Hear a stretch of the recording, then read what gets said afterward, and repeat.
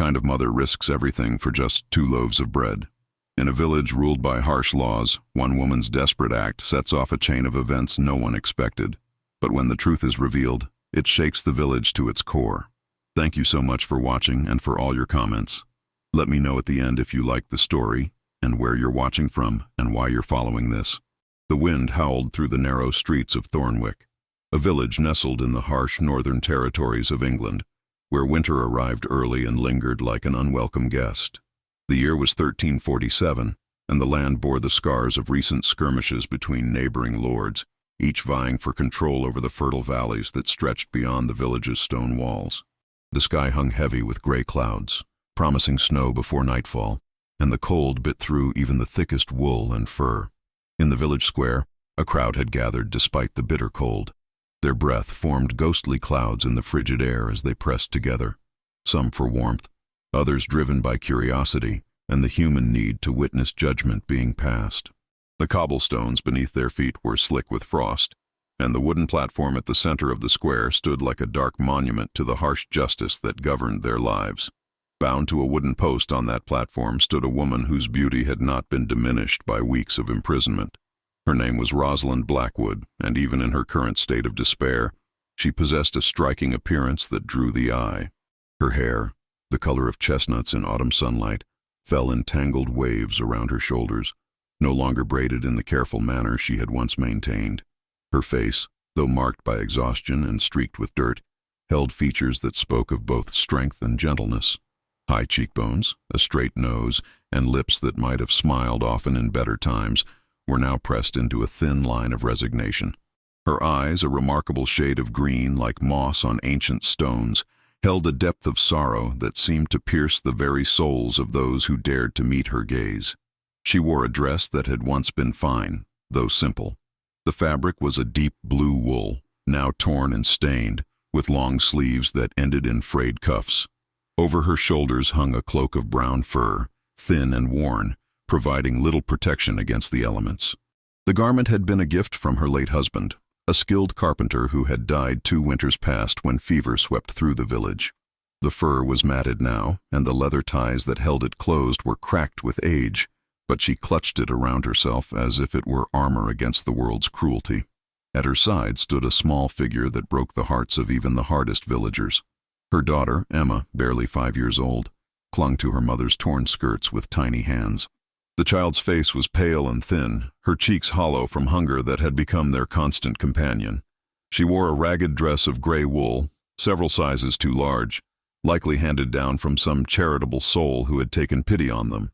Her feet were wrapped in cloth strips instead of proper shoes, and her small body shivered uncontrollably in the cold.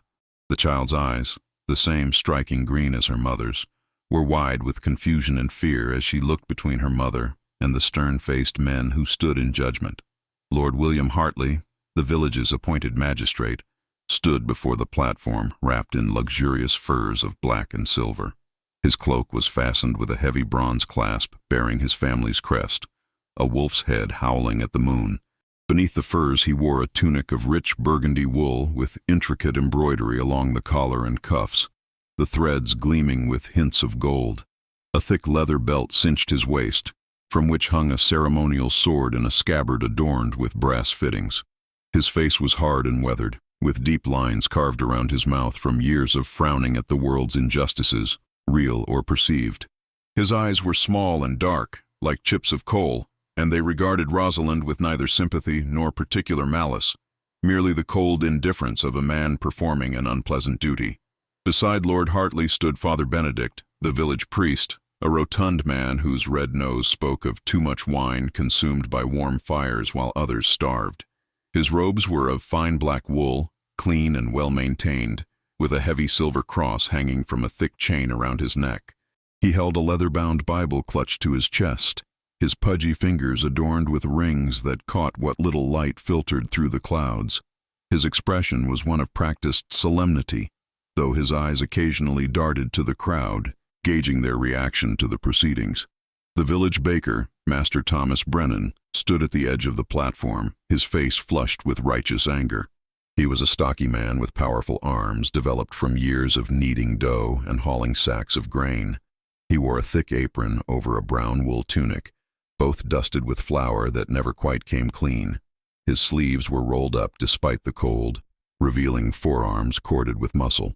A cap of dark leather covered his balding head, and his boots were sturdy and well made, the footwear of a successful tradesman. It was his bread that had been stolen, his property violated, and he would see justice done regardless of the circumstances. Lord Hartley raised his hand, and the murmuring crowd fell silent. His voice, when he spoke, carried across the square with the authority of generations of nobility behind it. "Rosalind Blackwood," he began, his tone formal and unyielding, "you stand accused of theft.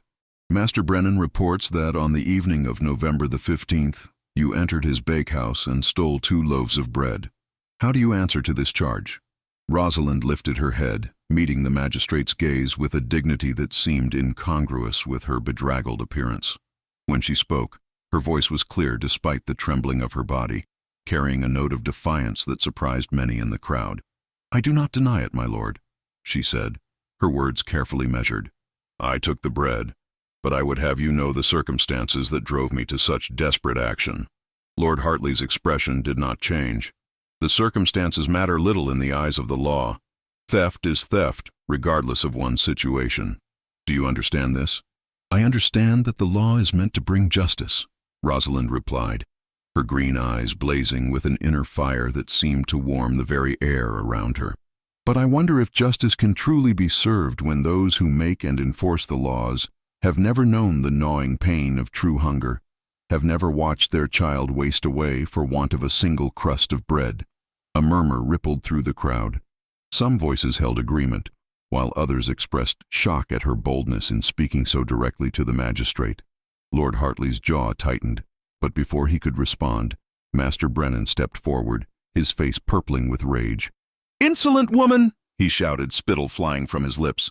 "How dare you lecture your betters about justice? You are a thief, plain and simple. You violated my property, entered my bakehouse under cover of darkness like a common criminal. The law is clear about such matters." Rosalind turned her gaze to the baker, and something in her expression made him take an involuntary step backward. There was no hatred in her eyes, only a profound sadness that seemed to encompass all the suffering of the world. "Master Brennan," she said quietly, "I came to you 3 days before I took that bread. Do you remember? I came to your door and begged you for work, for any task you might have that would allow me to earn food for my daughter. I offered to scrub your floors, to haul water, to do anything within my power. Do you remember what you told me?" The baker's face reddened further, but he said nothing. Rosalind continued, her voice growing stronger with each word. "You told me you had no work for a widow woman. You told me that if my husband had been a better provider, I would not find myself in such straits. You told me to seek charity from the church, and then you closed your door in my face while the smell of fresh bread drifted out from your ovens. Bread that would feed your family in abundance while my child cried herself to sleep from hunger." Father Benedict shifted uncomfortably, clearing his throat. "The church provides what charity it can," he interjected, his voice unctuous. "But our resources are limited, and there are many in need. We cannot feed every mouth that comes begging." "I did not come begging to the church," Rosalind said, turning her fierce gaze upon the priest. "I came seeking work, seeking the dignity of earning my bread through honest labor. But there was no work to be found, no helping hand extended. And when I finally swallowed my pride and did come to the church steps, I found them locked, and was turned away by your servant who said you were at prayer and could not be disturbed." The crowd's murmuring grew louder. Many knew the truth of Rosalind's words. She had been a respected member of their community before her husband's death, known for her kindness and her skill at weaving. But widows without family or means often found themselves cast aside, forgotten by those who had once called them friends. An old woman near the front of the crowd called out, her voice cracked with age but strong with conviction. "The girl speaks true. I saw her at the church steps myself, with the little one in her arms, both of them shivering in the cold. It's a shame, that's what it is, to see good folk brought so low." Lord Hartley raised his hand again, commanding silence. "Enough of this. Whatever sympathy we may feel for the accused's situation does not change the facts of the matter. The law exists to protect property and maintain order. If we allow theft to go unpunished simply because the thief claims need, then chaos will reign. Every man and woman in this village works for their bread. Why should she be exempt from this universal truth? Rosalind's shoulders sagged slightly, the weight of exhaustion and despair pressing down upon her. She looked down at her daughter, who gazed up at her with those trusting green eyes, and felt her heart breaking anew. The child did not understand what was happening, knew only that her mother was in trouble, and that the tall men in their fine clothes seemed angry. "I do not claim exemption, my lord," Rosalind said, her voice barely above a whisper now. "I know I broke the law. I knew it even as I took that bread, felt the weight of the transgression in my very soul. But I am a mother before I am a subject of law. When I looked at my daughter's face, saw her growing weaker each day, heard her cry not just from hunger, but from the pain it caused, I could not stand idle. What manner of mother would I be if I allowed my child to starve when I had the ability to prevent it, regardless of the cost to myself?" She paused, gathering her remaining strength, and when she spoke again, her voice carried across the square with surprising power. "Yes, I stole bread. 2 loaves that would have fed my daughter for a week, that would have given her strength to survive until I could find some means of providing for us. I do not ask for mercy for myself. I accept whatever punishment you deem appropriate for my crime. But I beg you, my lord, I beg all of you gathered here, do not punish my daughter for my actions. She is innocent in this matter. Find her a home, a family who will care for her when I am gone. That is all I ask." The finality in her words sent a chill through the crowd that had nothing to do with the winter cold. Many had assumed the punishment would be flogging or perhaps a period in the stocks, humiliating but survivable. But Rosalind's words suggested she expected something far worse, and the realization of what might await her caused several women in the crowd to gasp and press their hands to their mouths. Lord Hartley's expression remained unchanged, but something flickered in his dark eyes, some emotion quickly suppressed. He turned to confer with Father Benedict and Master Brennan in low tones, their heads close together as they debated the appropriate sentence. The crowd waited, the tension building with each passing moment. The only sounds the whistling wind and the quiet sobbing of those moved by Rosalind's plight. Finally, Lord Hartley turned back to face the accused. "Rosalind Blackwood," he pronounced, his voice carrying the weight of official judgment, "you have confessed to the crime of theft. While your circumstances are noted, they cannot excuse your violation of the law. The penalty for theft of property is flogging and branding, with the possibility of banishment from the village. However, given that you acted out of desperation rather than greed, and that you have shown remorse for your actions, I am inclined toward leniency. You will receive 20 lashes and will be branded with the mark of a thief upon your left hand. You will then be released on the condition that you depart this village within 3 days and never return." A collective gasp rose from the crowd. 20 lashes was a harsh sentence, one that killed some recipients, especially those already weakened by privation, and branding meant she would carry the mark of her crime forever, making it nearly impossible to find honest work in any village she might flee to. Combined with the order of banishment, it was effectively a death sentence delivered slowly rather than all at once. But before anyone could protest or comment, a voice rang out from the back of the crowd, strong and commanding. "Hold!" The crowd parted like water before a ship's prow, and through the gap strode a man who commanded attention simply by his presence. He was tall, easily standing a head above most men in the village, with broad shoulders that spoke of considerable strength.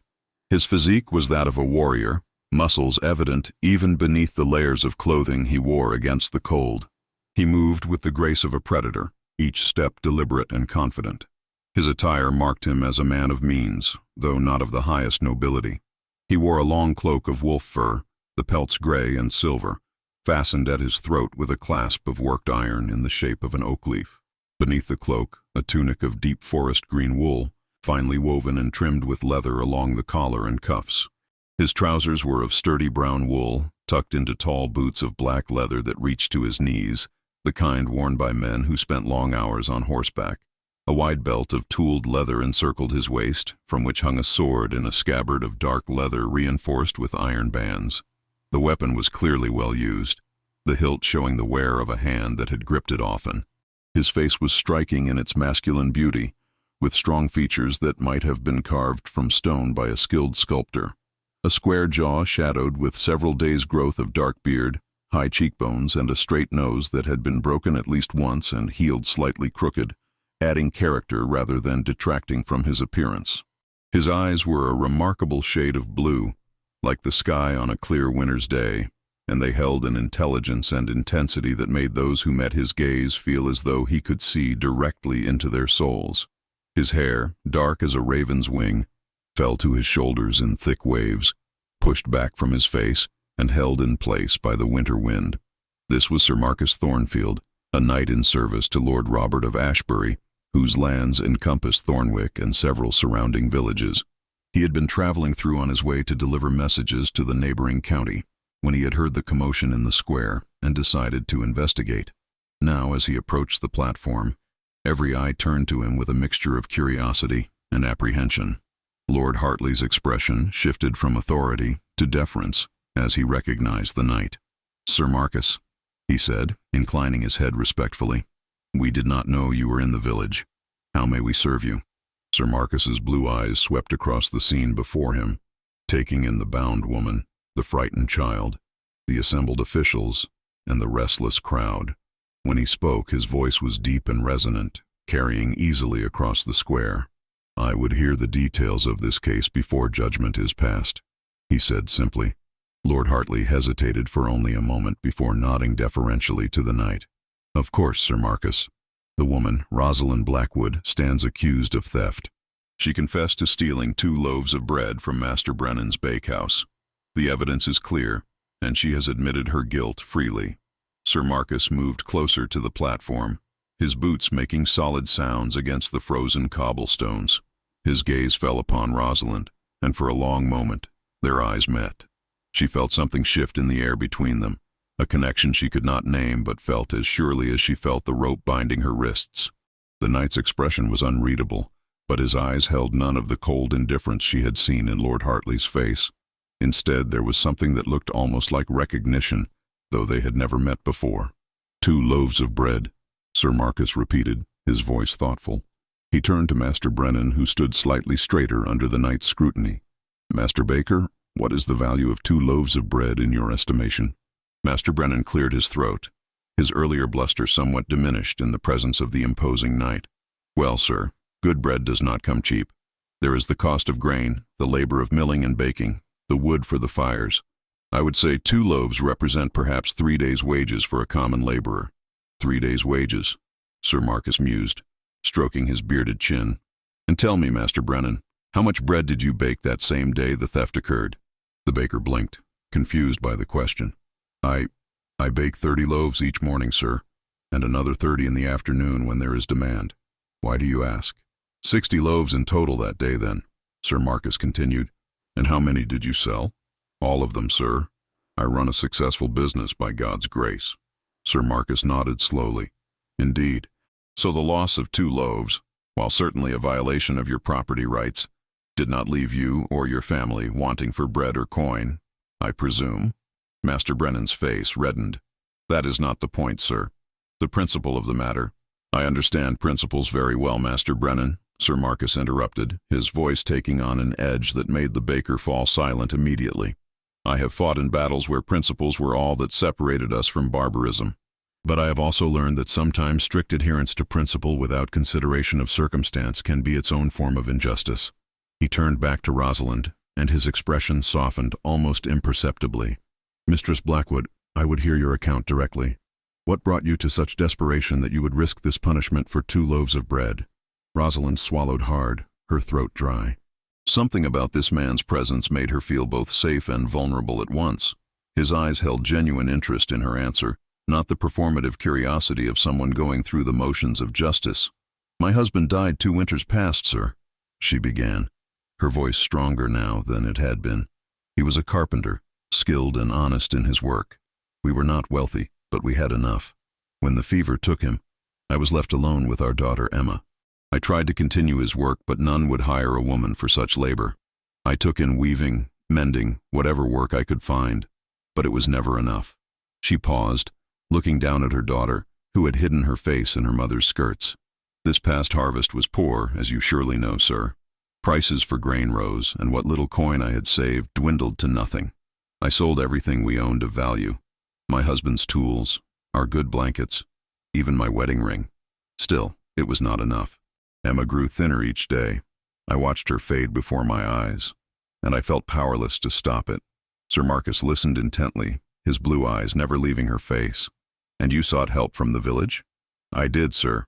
I went to every door, begging for work, for charity, for anything. Some turned me away outright. Others promised help that never came. The church," she glanced at Father Benedict, who shifted uncomfortably. "The church has many demands upon its charity, or so I was told. I came to Master Brennan 3 days before I took the bread," she continued, her voice taking on a note of quiet desperation. "I offered to work for him in any capacity. I would have scrubbed his floors on my hands and knees, carried water until my arms gave out, anything to earn food for my child. He refused me, told me he had no use for a widow's labor." Master Brennan started to protest, but Sir Marcus raised a hand, silencing him. "Let her finish." "That night, Emma collapsed," Rosalind said, her voice breaking slightly. "She was so weak from hunger that she could not stand. I held her in my arms, felt how light she had become, how fragile, and I knew that if I did nothing, I would watch my daughter die. So I waited until dark, and I went to the bakehouse. The door was not locked. I did not break in. I simply entered. I took 2 loaves, only 2, though there were dozens cooling on the racks. I left with my stolen bread and my shame, knowing full well what I had done and what punishment might await me." She lifted her chin, meeting Sir Marcus's gaze directly. "I do not ask for mercy, sir. I broke the law, and I accept the consequences. But my daughter is innocent. She did nothing wrong. All I ask is that someone ensure she is cared for when I am gone." A heavy silence fell over the square. Even the wind seemed to hold its breath, waiting for Sir Marcus's response. The knight stood motionless for a long moment, his expression thoughtful. Then he turned to Lord Hartley. "My Lord Magistrate," he said formally, "I would speak with you privately before sentence is carried out." Lord Hartley looked surprised but nodded. "Of course, Sir Marcus. Father Benedict, Master Brennan, please join us." The 4 men moved to the side of the platform, speaking in low voices that the crowd could not quite hear. Rosalind watched them, her heart pounding in her chest. She did not know what the knight was saying, but something in his demeanor gave her a spark of hope she had not felt in months. She pulled Emma closer, pressing a kiss to the top of her daughter's head, breathing in the scent of her hair and trying to memorize every detail of this moment, not knowing how many more she might have. In their huddle, Sir Marcus spoke with quiet authority. "Gentlemen, I have a proposal that I believe serves justice better than the sentence you have pronounced." Lord Hartley frowned. "Sir Marcus, while we respect your position, the law is clear in matters of theft." "The law is indeed clear," Sir Marcus agreed. "But the law also allows for alternative forms of restitution, does it not? The woman has no coin to repay the value of the stolen bread, but there are other ways to settle the debt." Master Brennan scoffed. "What other ways? She has already admitted she has nothing of value left to sell. She has her labor," Sir Marcus said simply, "and her skills." Lord Hartley mentioned she was known as a weaver before her husband's death. Such skills have value. Father Benedict stroked his chin thoughtfully. "What exactly are you proposing, Sir Marcus?" "I propose that instead of flogging and branding, Mistress Blackwood be placed in service to repay her debt. She will work for Master Brennan for a period of time sufficient to repay the value of the bread she took, plus a reasonable amount for the offense to his property rights. During this time, she will be provided with room and board for herself and her daughter, ensuring they do not starve while she makes restitution." Lord Hartley considered this. "It is unusual, but not without precedent. Master Brennan, what say you to this arrangement?" The baker's face was a study in conflicting emotions. On one hand, his sense of grievance demanded harsh punishment. On the other, having a servant who owed him a debt of service had its advantages. "I suppose it could work, but I would need assurance that she would actually perform the labor adequately. You have my word that I will personally ensure she fulfills her obligation," Sir Marcus said firmly. "Should she fail to do so, the original sentence will stand." Rosalind, still standing on the platform, could not hear the specific words being exchanged, but she could see the baker beginning to nod, see Lord Hartley's stern expression softening slightly. Her heart raced with a mixture of hope and fear. Whatever they were discussing, her fate hung in the balance. After what felt like an eternity, the 4 men returned to their positions. Lord Hartley cleared his throat and addressed the crowd once more. After consultation with Sir Marcus Thornfield, a modification to the sentence has been proposed. Mistress Blackwood, instead of corporal punishment and banishment, you will enter into service with Master Brennan for a period of 6 months. During this time, you will work to repay the value of the bread you stole, plus additional service as compensation for the violation of property. Master Brennan will provide you and your daughter with adequate room, board, and the necessities of life. At the end of 6 months, if you have fulfilled your obligation satisfactorily, your debt will be considered paid in full, and no permanent mark or record of this transgression will be held against you. Do you accept these terms? Rosalind felt her knees weaken with relief. 6 months of servitude was harsh, but it was life, and more importantly, it was life for Emma. She would endure far worse to ensure her daughter's survival. "I accept, my lord," she said, her voice trembling with emotion. "And I thank you for this mercy." Lord Hartley nodded curtly. "Do not thank me. Thank Sir Marcus, for it was his intervention that secured this alternative. Master Brennan, she is now in your charge. See that she is put to work immediately." As the guards moved to untie Rosalind from the post, Master Brennan approached, his expression still sour but resigned. "Come along then," he said gruffly. "I will show you where you and the child will sleep, and tomorrow you begin earning your keep." Rosalind lifted Emma into her arms, the child wrapping thin arms around her mother's neck.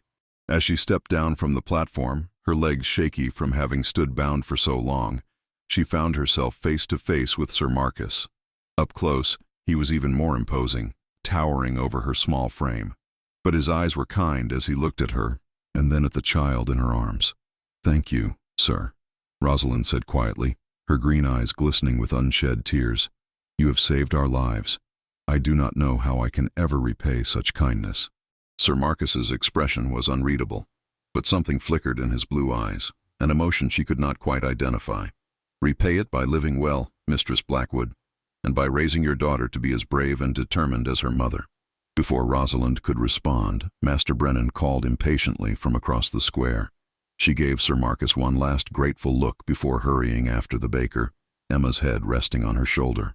As she walked away, she could feel the knight's eyes following her, a sensation that was both comforting and unsettling in ways she did not fully understand. The crowd began to disperse, many disappointed that there would be no flogging to witness, others quietly pleased that mercy had prevailed over strict justice. Sir Marcus remained in the square, watching as Rosalind disappeared into the baker's house with her daughter. Lord Hartley approached him, a curious expression on his weathered face. "That was unusually charitable of you, Sir Marcus," the magistrate observed. "I would not have taken you for one swayed by a woman's tears." Sir Marcus turned to face him, his expression cool. "I am not swayed by tears, Lord Hartley. I am swayed by justice. There is a difference between law and justice, though they should ideally align. In this case, destroying that woman would have served the law but not justice." "A philosophical distinction," Lord Hartley replied. "But tell me, will you truly ensure she fulfills her service? You said you would personally guarantee it." "I will," Sir Marcus confirmed.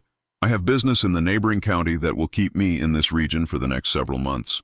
I will make it my concern to check on her progress periodically." Lord Hartley raised an eyebrow but said nothing more. He had known Sir Marcus for several years, and the knight had always been a man of his word. If he said he would ensure the woman fulfilled her obligation, then he would do so. As night began to fall over Thornwick, bringing with it the promised snow, Sir Marcus made his way to the village inn where he would lodge for the night.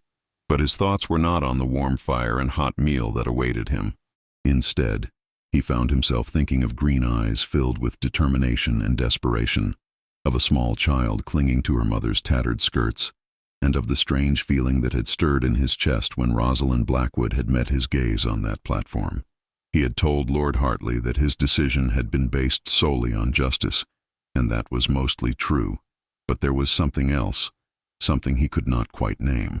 Something about the woman's fierce dignity in the face of condemnation, her willingness to accept any punishment if only her child could be spared, had touched something deep within him that he had thought long buried beneath years of warfare and hardship. Marcus Thornfield had been a soldier since the age of 16, when he had taken up arms in service to Lord Robert.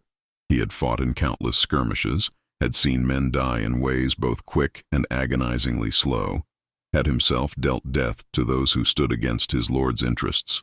War had hardened him, shaped him into a weapon as much as the sword at his side. He had learned not to feel too deeply, not to form attachments that could be severed by an enemy's blade or an arrow loosed from the darkness.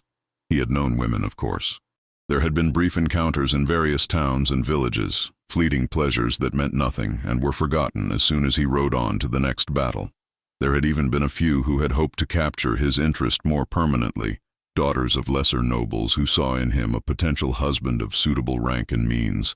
But he had never felt anything beyond passing attraction, never experienced the connection that the poets and minstrels sang of in their romantic ballads. Until today, when a condemned woman with tangled chestnut hair and eyes like moss-covered stones had looked at him as though he were her last hope in a world that had abandoned her. The feeling had been immediate and undeniable, a recognition that went beyond logic or reason. It had compelled him to intervene, to use his authority to spare her from a punishment that would have destroyed her. As he entered the inn and called for wine, Sir Marcus told himself that his interest was purely one of ensuring justice was served. He would check on Mistress Blackwood's progress in repaying her debt because he had given his word, nothing more. The strange stirring in his chest was simply satisfaction at having prevented an unnecessary cruelty. But even as he thought this, he knew he was lying to himself. Something had shifted in that village square, something that would not be easily dismissed or forgotten. And as the snow began to fall outside the inn's small windows, covering Thornwick in a blanket of white, Sir Marcus found himself wondering what the coming months would bring and whether the path of duty and the path of his unexpectedly awakened heart would prove to be one and the same, or if they would lead him into territory far more dangerous than any battlefield he had ever known. Meanwhile, in the small room above Master Brennan's bakehouse, Rosalind sat on a narrow bed with Emma curled against her side. The room was tiny, barely large enough for the bed and a small chest, but it was warm from the heat rising from the ovens below, and it was shelter. After weeks of wondering if each night might be their last, they had been given a reprieve, a chance to survive. Emma had finally fallen asleep, exhausted from the day's frightening events. Rosalind stroked her daughter's hair gently, marveling at the twist of fate that had delivered them from certain doom. She thought of the knight with the blue eyes and the commanding presence, the man who had stepped forward when no one else would, who had argued for mercy when the law demanded punishment. She did not know Sir Marcus Thornfield, knew nothing of him beyond what she had witnessed in the square. But she knew she owed him a debt that could never truly be repaid, a debt not of coin or labor, but of life itself. He had given her and Emma a future when they had none, and for that she would be eternally grateful. As she drifted towards sleep, warm for the first time in weeks, and with her daughter safe beside her, Rosalind found herself wondering if she would see the knight again. He had said he would ensure she fulfilled her service, which suggested he might return to check on her progress. The thought brought with it a confusing mix of emotions. Gratitude, certainly, but also something else, something she dared not examine too closely in her exhausted state. Tomorrow would bring hard work, she knew. Master Brennan would not be a kind master, and 6 months of servitude would test her in ways she could not yet imagine. But she would endure it. For Emma, she would endure anything. And perhaps, in the months to come, she might find a way to truly thank the man who had saved them both from a fate worse than death. The weeks that followed Rosalind's sentencing were grueling in ways she had not anticipated. Master Brennan proved to be a harsh taskmaster, determined to extract every ounce of labor from his new servant to compensate for the 2 loaves of bread she had stolen. Each morning, before the first light of dawn touched the frozen landscape, Rosalind was awakened by the baker's sharp voice calling up the narrow stairs that led to her small room. Her days began in darkness, hauling heavy buckets of water from the village well to fill the great wooden trough where Master Brennan mixed his dough. The buckets were made of oak, bound with iron bands, and when filled to the brim, they weighed nearly as much as young Emma. The well was located at the far end of the village square, a distance that seemed to grow longer with each passing day as winter tightened its grip on the land. Her hands, unused to such rough labor, quickly became raw and blistered despite the strips of cloth she wrapped around them for protection. After the water was hauled, there was wood to be split and stacked for the ovens. The baker's wife, Mistress Margaret, a thin woman with a perpetually sour expression and gray hair pulled back so tightly it seemed to stretch the skin of her face, supervised this task with an eagle's watchful eye. She would stand in the doorway of the bakehouse, her arms crossed over her chest, wrapped in a heavy shawl of brown wool lined with rabbit fur, and call out criticisms in a voice that could cut through the winter wind. "Not like that, you foolish woman. Stack them properly or they will tumble and we will waste time restacking them. And make sure the pieces are of uniform size. Master Brennan's ovens require precise fuel, not the haphazard chunks you are producing." Rosalind would bite her tongue and adjust her work, swinging the heavy axe with arms that trembled from exhaustion. She had never split wood before her husband's death, and the skill did not come naturally to her. But she learned, driven by the knowledge that Emma's continued safety depended on her satisfactory performance of these duties. Once the wood was stacked and the water prepared, Rosalind's tasks moved inside the warm bakehouse. Here, at least, the heat from the massive brick ovens provided relief from the bitter cold outside. The ovens dominated the space, their arched openings glowing with orange flames that danced and crackled as they consumed the carefully stacked wood. The heat was intense, causing sweat to bead on her forehead even as her breath had frosted in the air moments before outside. Her primary responsibility inside the bakehouse was cleaning. She scrubbed the long wooden tables where Master Brennan kneaded his dough until her knuckles bled, scouring away every trace of flour and sticky residue. She swept the stone floors multiple times each day, collecting the flour dust that seemed to settle on every surface like fine snow. She washed the countless bowls, pans, and tools that the baker used in his craft, her hands reddening from the harsh lye soap and the scalding water. In the afternoons, when the first batches of bread had been baked and set out to cool, Rosalind was tasked with delivering loaves to the wealthier households in the village. She would load the bread into a large wicker basket, cover it with a clean cloth, and set out through the snow-covered streets with Emma walking beside her, the child's small hand clutched tightly in her own.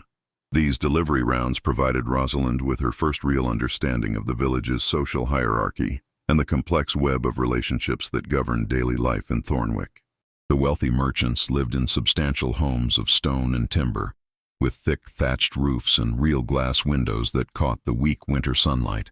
Their wives, dressed in fine wool dresses with fur-lined cloaks and leather shoes that had never known a patch, would answer the door themselves or send servants to collect the bread, offering payment in coin that Rosalind was required to carefully count and return to Master Brennan without error.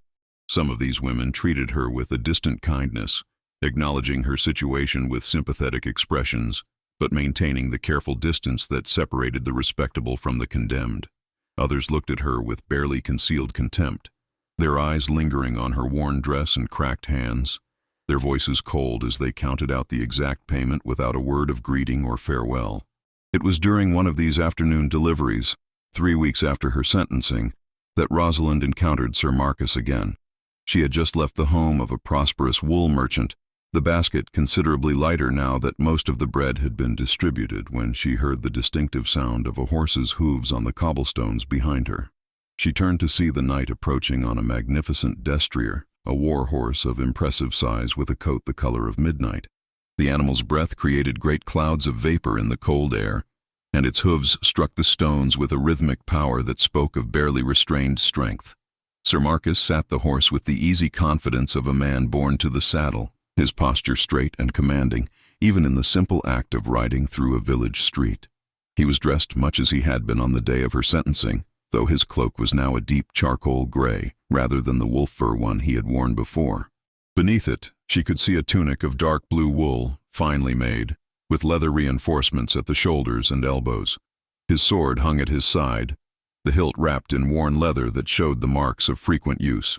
His dark hair, longer than was fashionable among the nobility, was held back from his face by a simple leather cord, revealing the strong lines of his features and those remarkable blue eyes that seemed to see everything. As he drew alongside her, he reined in his horse and looked down at her with an expression she could not quite read. "Mistress Blackwood," he said, his deep voice carrying easily over the sound of the wind. "I trust you are well?"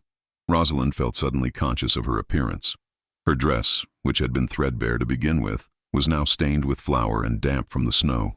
Her hair, which she had once kept carefully braided and clean, was tied back in a simple knot, strands escaping to frame her face.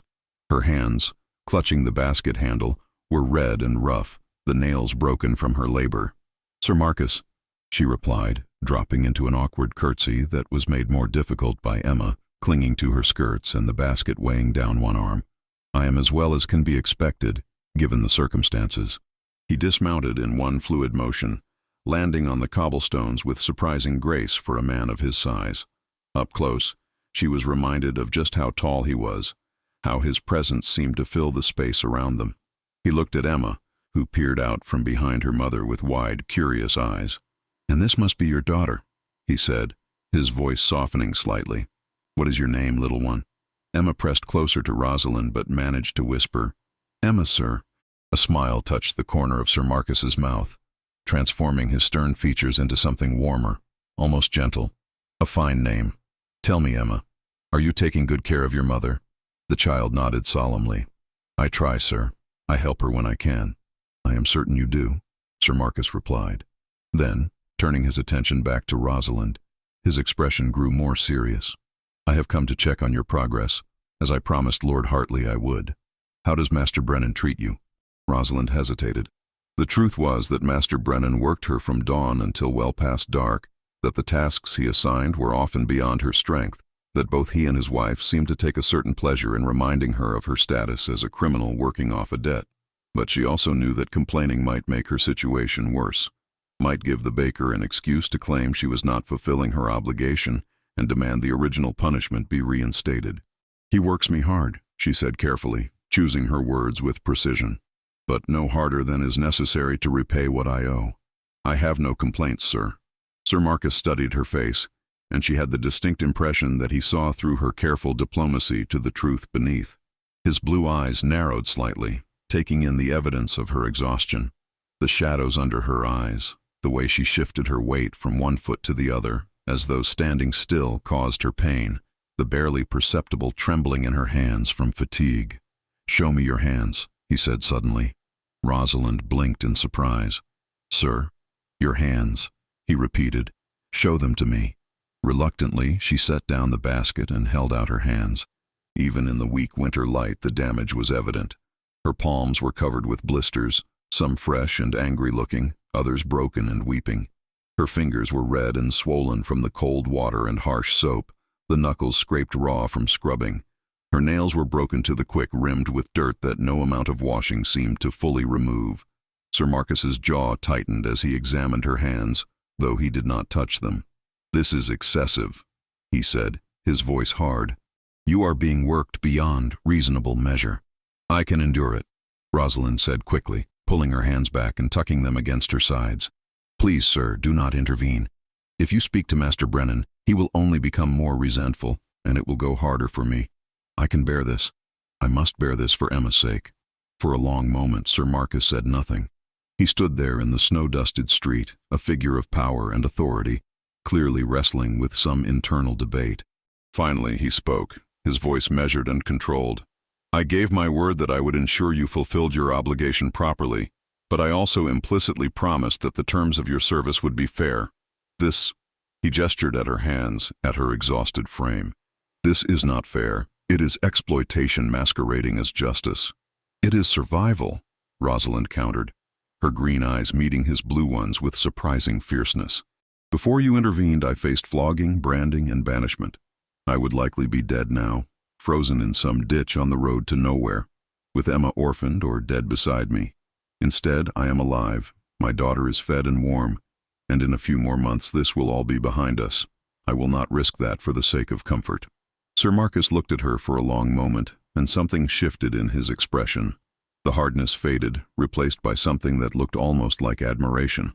"You are remarkably strong, Mistress Blackwood. Most would have broken under such treatment." "I am not strong," Rosalind said quietly. "I am simply a mother. There is a difference. Strength implies choice. I have none.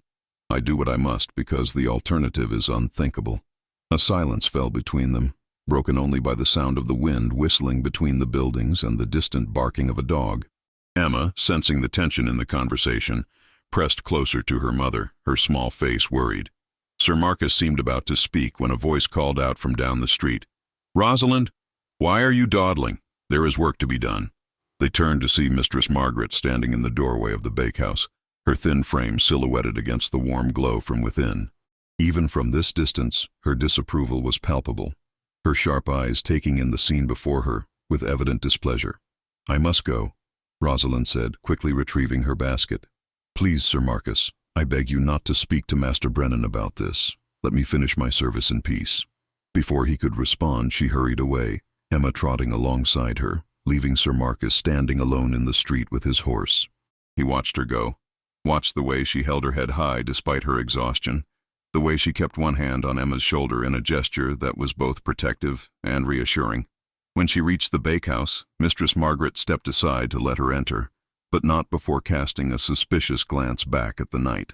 Sir Marcus stood there for several minutes after the door closed behind Rosalind, his mind churning with thoughts he could not fully organize. He had told himself that his interest in her case was purely a matter of justice, of ensuring that the alternative punishment he had proposed was carried out fairly.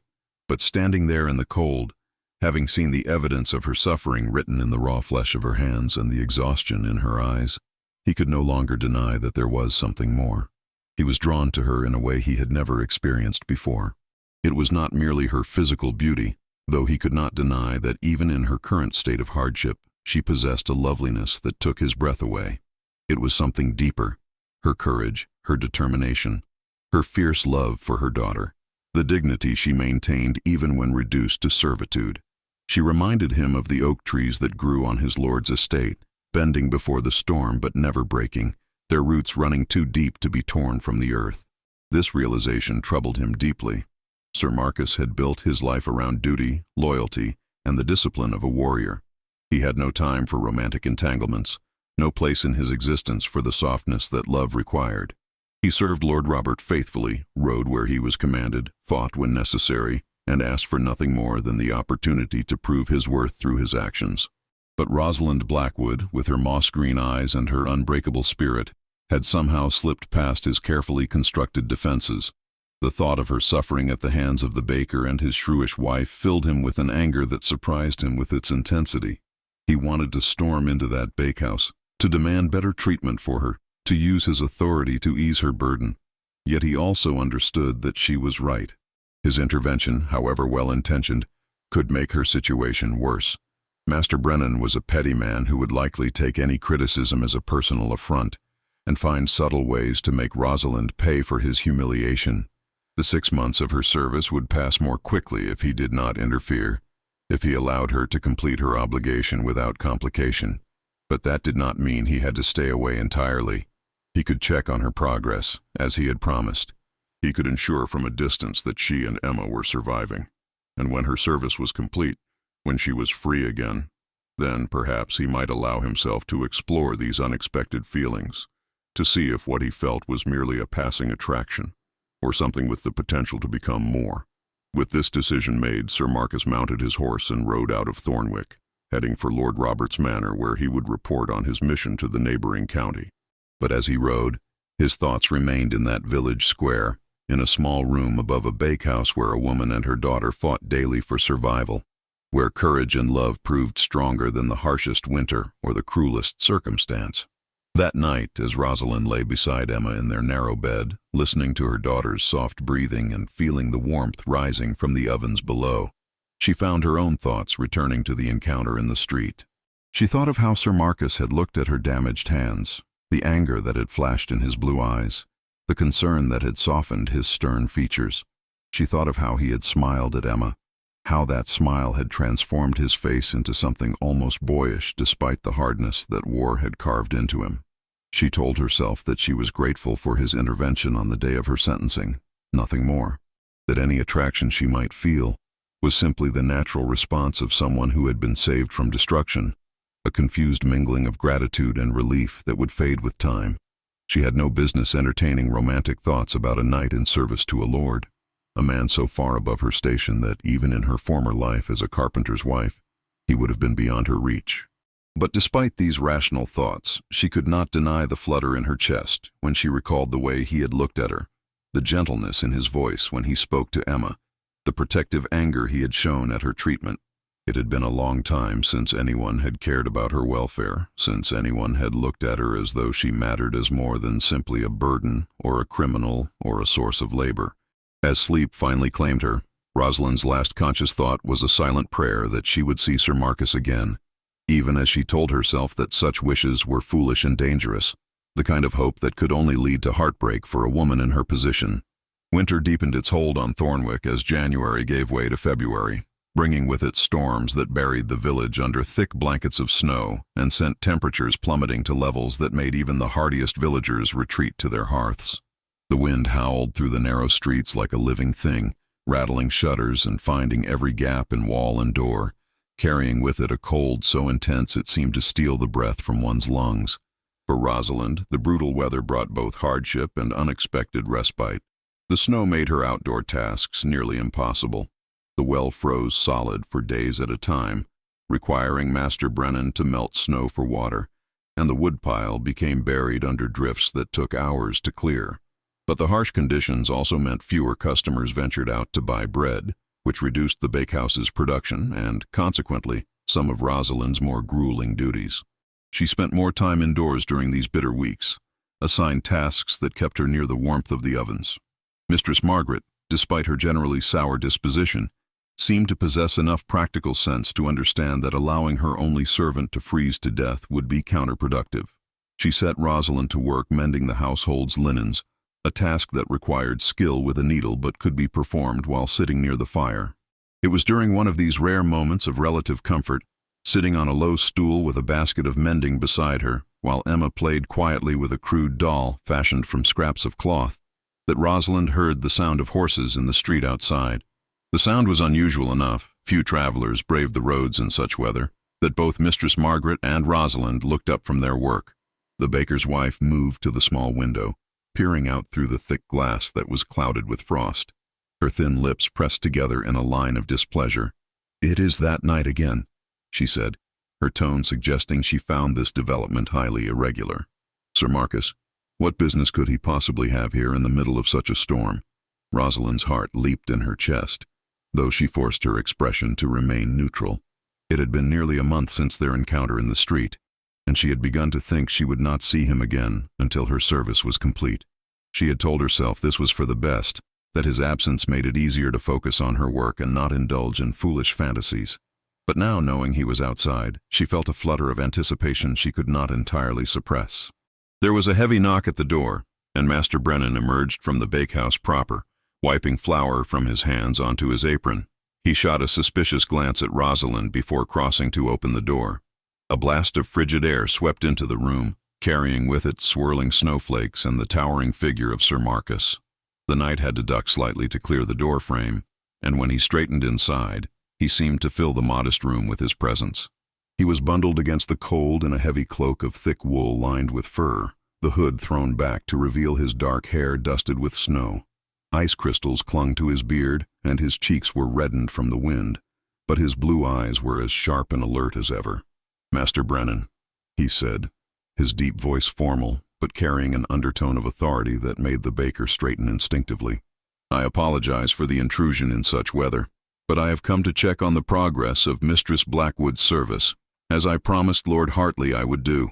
Master Brennan's face tightened, clearly displeased by this unexpected inspection, but unable to refuse a knight's request. "Of course, Sir Marcus. As you can see, the woman is here, performing her duties as agreed. She has given us no trouble." Sir Marcus's gaze swept the room, taking in Rosalind sitting by the fire with her mending, Emma playing at her feet, Mistress Margaret hovering near the window with her arms crossed defensively over her chest. His eyes lingered on Rosalind for a moment longer than strictly necessary, and she felt heat rise to her cheeks that had nothing to do with the nearby flames. "I would speak with Mistress Blackwood privately," Sir Marcus said, turning back to Master Brennan, "to ensure she understands her obligations and is fulfilling them appropriately." The baker's expression soured further. "Is that truly necessary, sir?" "I can assure you, it is necessary," Sir Marcus interrupted, his tone leaving no room for argument. "It will take only a few moments. Surely you have some task that requires your attention in the bakehouse." Master Brennan opened his mouth as if to protest further, then seemed to think better of it. With a curt nod, he retreated to the bakehouse, though not before casting a warning glance at Rosalind that clearly communicated she should say nothing to embarrass him. Mistress Margaret followed her husband with obvious reluctance, leaving Rosalind alone with the knight and her daughter. For a moment, neither spoke. The only sounds were the crackling of the fire, the howling wind outside, and Emma's soft humming as she played with her doll. Sir Marcus removed his heavy cloak, shaking the snow from it before draping it over a nearby chair. Beneath it, he wore a tunic of deep green wool with a leather vest reinforced with small metal studs, the practical garb of a warrior even in peacetime. "How are you truly faring?" he asked finally, his voice quiet enough that it would not carry to the bakehouse.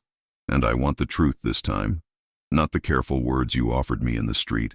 Rosalind set down her mending, folding her hands in her lap. Her fingers were still marked with blisters and calluses, though they had begun to heal somewhat during the recent period of lighter work. "I am surviving, sir. That is all I can say with certainty. The work is hard, and Master Brennan drives me relentlessly when conditions allow. But Emma is fed and warm, and that is what matters most." Sir Marcus moved closer, crouching down so that he was at eye level with her. This close, she could see the fine details of his face, the small scar that cut through his left eyebrow, the laugh lines around his eyes that suggested he had once smiled more freely than he did now, the strong line of his jaw beneath the dark beard. His eyes, that remarkable shade of blue, held a warmth that seemed at odds with his stern warrior's demeanor. "What you call surviving, most would call suffering," he said softly. "I have been thinking about your situation since we last spoke, about the injustice of it." "There is no injustice," Rosalind protested, though her voice lacked conviction. "I broke the law. This is my punishment, tempered by your mercy. I accepted these terms willingly. You accepted them because the alternative was worse," Sir Marcus countered. "That is not the same as justice. True justice would address the circumstances that drove you to theft in the first place. The failure of this community to care for its own, the indifference of those with plenty toward those with nothing." Rosalind looked away, uncomfortable with the intensity of his gaze and the direction of the conversation. "The world is as it is, sir. Wishing it otherwise changes nothing." "Perhaps not," he agreed. "But individual actions can change specific circumstances, even if they cannot reform the entire world." He paused, seeming to gather his thoughts. "I have a proposal for you, Mistress Blackwood, one that I hope you will consider carefully before refusing." She turned back to him, curiosity overcoming her wariness. "What kind of proposal?" "Lord Robert, whom I serve, has recently taken possession of a manor house on the eastern edge of his holdings. The previous occupant, a minor lord who fell into debt, was forced to sell the property to settle his obligations. The manor requires a staff, including someone to oversee the household management, what some might call a châtelaine or housekeeper." He shifted his weight, still crouched before her, his expression earnest. "The position would include a cottage on the grounds for you and Emma, adequate wages, and respectable work. More importantly, it would remove you from this situation and give you a fresh start once your 6 months of service here are complete." Rosalind stared at him, hardly daring to believe what she was hearing. "Sir Marcus, I do not understand. Why would you arrange such a thing for me? And why would Lord Robert agree to employ someone with my history?" "Lord Robert would agree because I will recommend you," Sir Marcus said simply. "As for why I would arrange it—" He paused, and, for the first time since she had met him, she saw uncertainty flicker across his features. "Because I believe you deserve better than to be ground down by petty cruelty. Because your daughter deserves a childhood with some measure of security and hope. And because I—" He stopped, seeming to struggle with his words. "Because you what?" Rosalind prompted softly. Sir Marcus stood abruptly, turning away from her to face the fire. His broad shoulders were tense beneath the green wool of his tunic, and when he spoke, his voice was carefully controlled. "Because I find myself concerned about your welfare in a way that goes beyond simple duty or justice. I realize this is inappropriate, given the difference in our stations and your current circumstances, but I cannot seem to help myself. I think about you far more often than is wise or proper." The admission hung in the air between them, as tangible as the warmth from the fire. Rosalind felt her breath catch in her throat, her heart pounding so loudly she was certain he must hear it. She had suspected, had hoped in her most secret thoughts, that his continued attention might mean something beyond mere charitable concern, but to hear him speak it aloud, To know that he felt something of the same confusing attraction that kept her awake at night was both thrilling and terrifying. "Sir Marcus," she began, her voice barely above a whisper, "I do not know what to say. I am honored by your concern, truly, but I am also aware of the impossibility of anything beyond that concern. You are a knight in service to a lord. I am a widow, a thief serving out her punishment. Even when my service is complete, the gap between us will be too wide to bridge." He turned back to face her, and the intensity in his blue eyes made her breath catch again. "Is it the gap in our stations that troubles you, or is it that you do not feel as I do?" The directness of the question left her momentarily speechless. Emma, perhaps sensing the tension between the adults, looked up from her doll and watched them with wide, curious eyes. Rosalind was acutely aware of her daughter's presence, of the need to be careful with her words, to not make promises or admissions that could lead them all into more complicated territory. "I will not lie to you," she said finally, choosing each word with care. "You have shown me kindness when I had no right to expect it. You saved my life and Emma's life when we were condemned. You have treated me with respect and dignity when others see only a criminal. How could I not feel something in response to that?" "But," he prompted, hearing the unspoken word at the end of her statement, "but feeling something does not make it right or wise to act upon those feelings."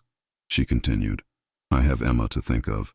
Everything I do must be considered in light of what is best for her, and becoming entangled with you, regardless of how I might feel, could complicate things in ways that might ultimately harm her." Sir Marcus was silent for a long moment, his jaw working as he processed her words. Finally, he nodded slowly. "You are wise to think of your daughter first. It is one of the things I admire most about you, but I would ask you to consider this. My offer of the position at Lord Robert's Manor is genuine and stands regardless of anything else. It is not contingent upon your feelings toward me or any future relationship between us. It is simply an opportunity for you to build a better life, once your service here is complete." "And if I were to accept this position," Rosalind asked carefully, "would you be at this manor? Would we be in frequent contact?" "The manor is within Lord Robert's holdings, and I am often called upon to travel between his various properties," Sir Marcus admitted. "So yes, we would likely encounter each other with some regularity, but I give you my word as a knight that I would not use my position or influence to pressure you in any way. The choice of whether our relationship remains purely professional or becomes something more would be entirely yours." Rosalind considered this, her mind racing through the implications and possibilities. The offer was generous beyond anything she could have imagined.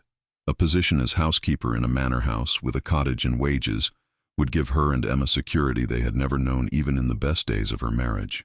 It would be respectable work, the kind that could erase the stain of her crime and give Emma a chance at a normal life. But it would also mean being near Sir Marcus regularly, and she was not certain she trusted herself to maintain proper boundaries when every fiber of her being seemed drawn to him in ways she could not fully explain or control.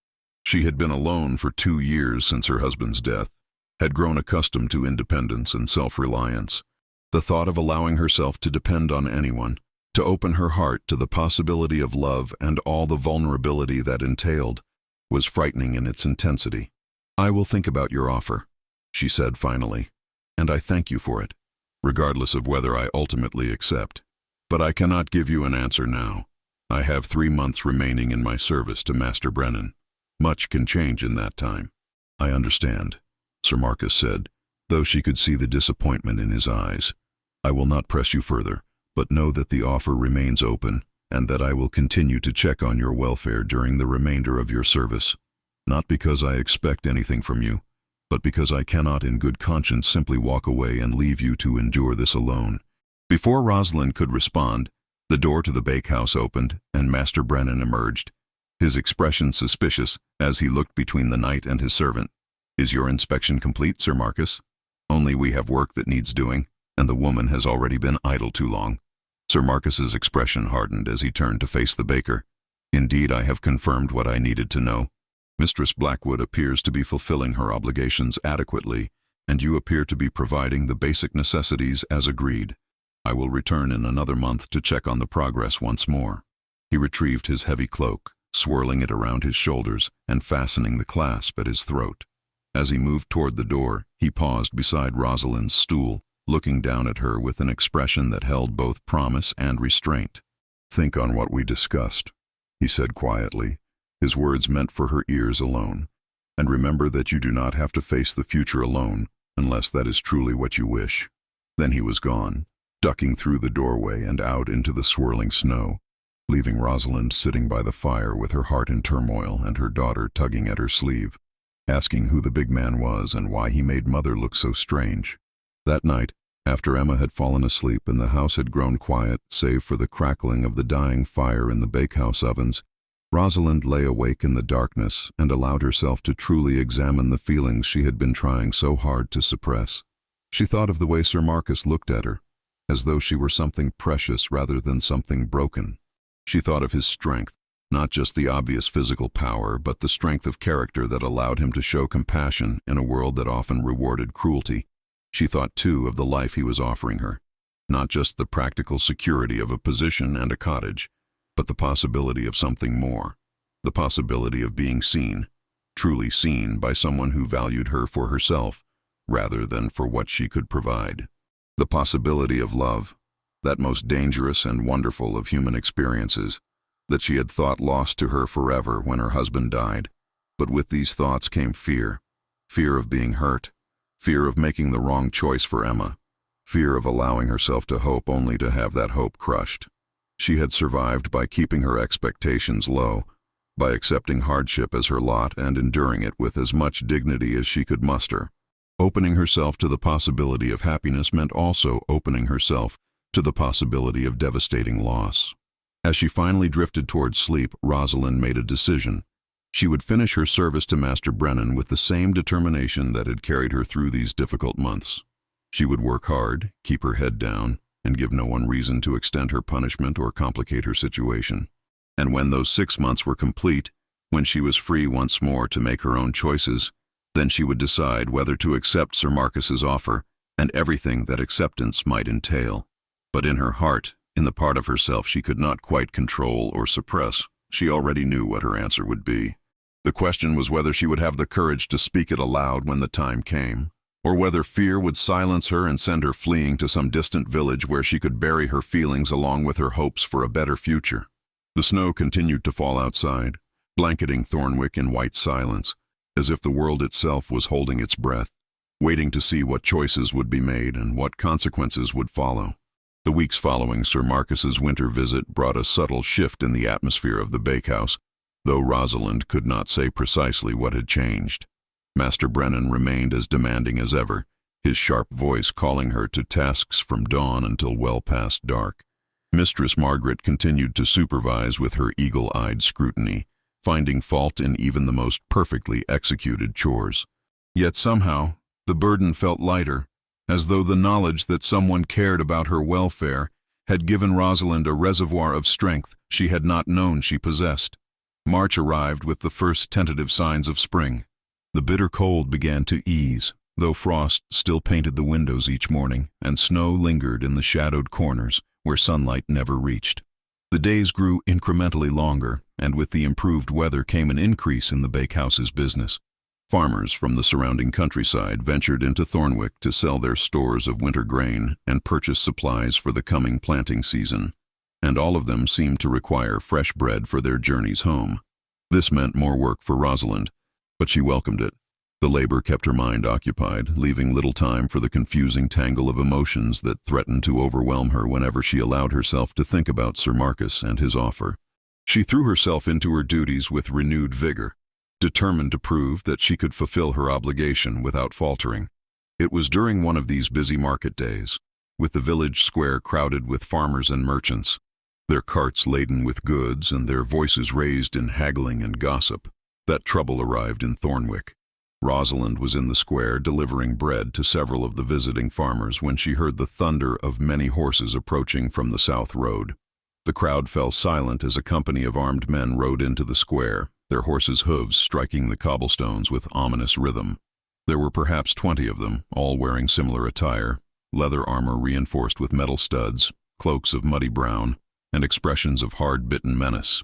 They were not knights or noble soldiers, but rather the kind of men who lived by the sword in less honorable ways, mercenaries or brigands who served whichever lord paid them best or preyed upon the weak when no employment could be found.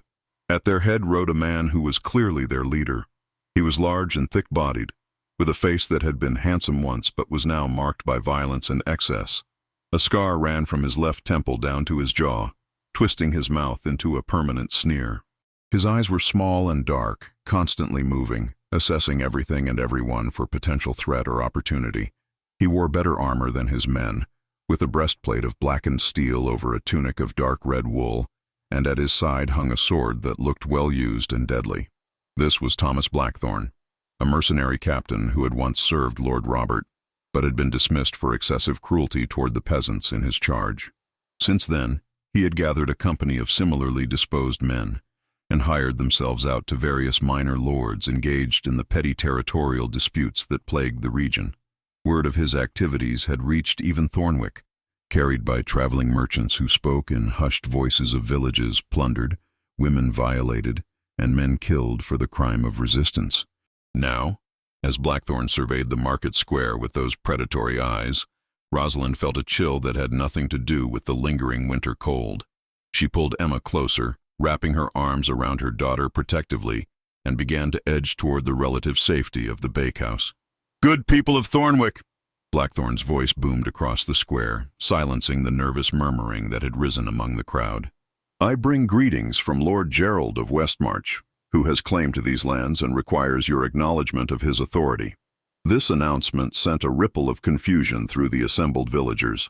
Thornwick and its surrounding territory had belonged to Lord Robert's family for 3 generations.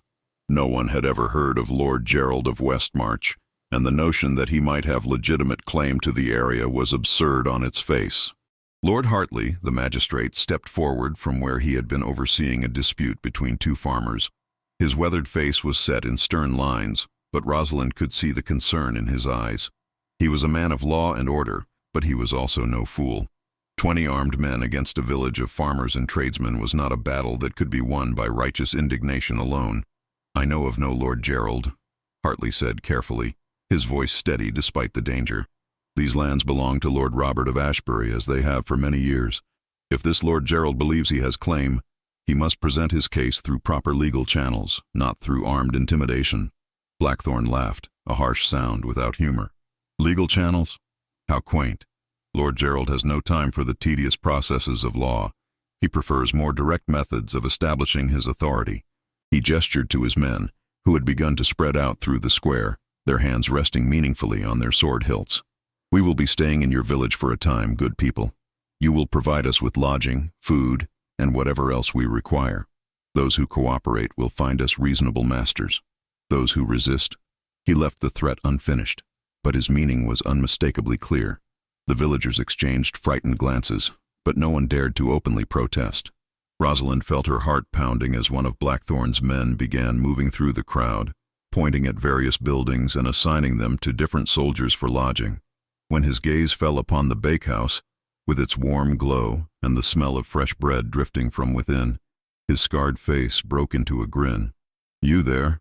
he called to Master Brennan, who had emerged from his shop at the commotion. "This establishment looks suitable. My captain will lodge here. Clear out whatever space is necessary and prepare your best accommodations." Master Brennan's face went pale, but he nodded quickly. "Of course, sir. Whatever you require." His eyes found Rosalind in the crowd, and she saw fear there, but also calculation. She knew immediately what he was thinking. His only servant was a convicted thief, a woman with no rights or protection. If Blackthorne or his men took an interest in her, the baker would do nothing to intervene. Rosalind's mind raced. She needed to get Emma to safety, needed to make herself and her daughter as invisible as possible until this danger passed. She began to back away slowly, hoping to slip unnoticed into the bakehouse and hide in the small room upstairs. But her movement caught the attention of one of Blackthorne's lieutenants, a lean man with a face like a weasel and eyes that missed nothing.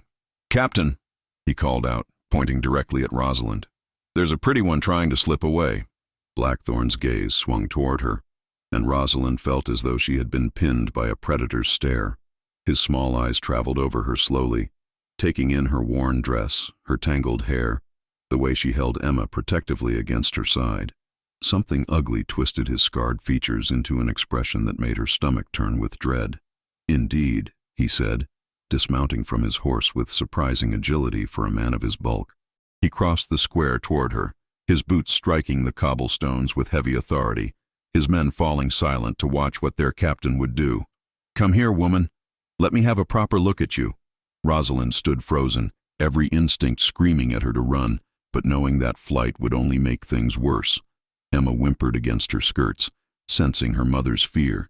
The crowd around them seemed to hold its collective breath, waiting to see what would happen. "I said come here," Blackthorn repeated, his voice hardening. "Or shall I come to you? I assure you, you would prefer the former." Before Rosalind could force her trembling legs to move, a voice rang out across the square, cutting through the tension like a blade through silk. "Touch her and die, Blackthorn." Every head turned toward the source of that commanding voice. Sir Marcus sat astride his black destrier at the north end of the square, having arrived so quietly that no one had noticed his approach. He was fully armed and armored now, wearing a breastplate of polished steel over a chainmail shirt, his sword drawn and held easily in his right hand. The blade caught the pale spring sunlight, gleaming with deadly promise. But it was not the armor or the weapon that gave Blackthorn pause. It was the expression on Sir Marcus's face, cold, focused, and absolutely lethal. This was not the compassionate man who had shown mercy to a desperate mother. This was the warrior who had survived countless battles, who had killed men without hesitation when duty or honor demanded it, who would not flinch from adding one more corpse to that tally if necessary. Blackthorn's hand had instinctively moved to his sword hilt, but he did not draw. He was a brutal man, but not a stupid one.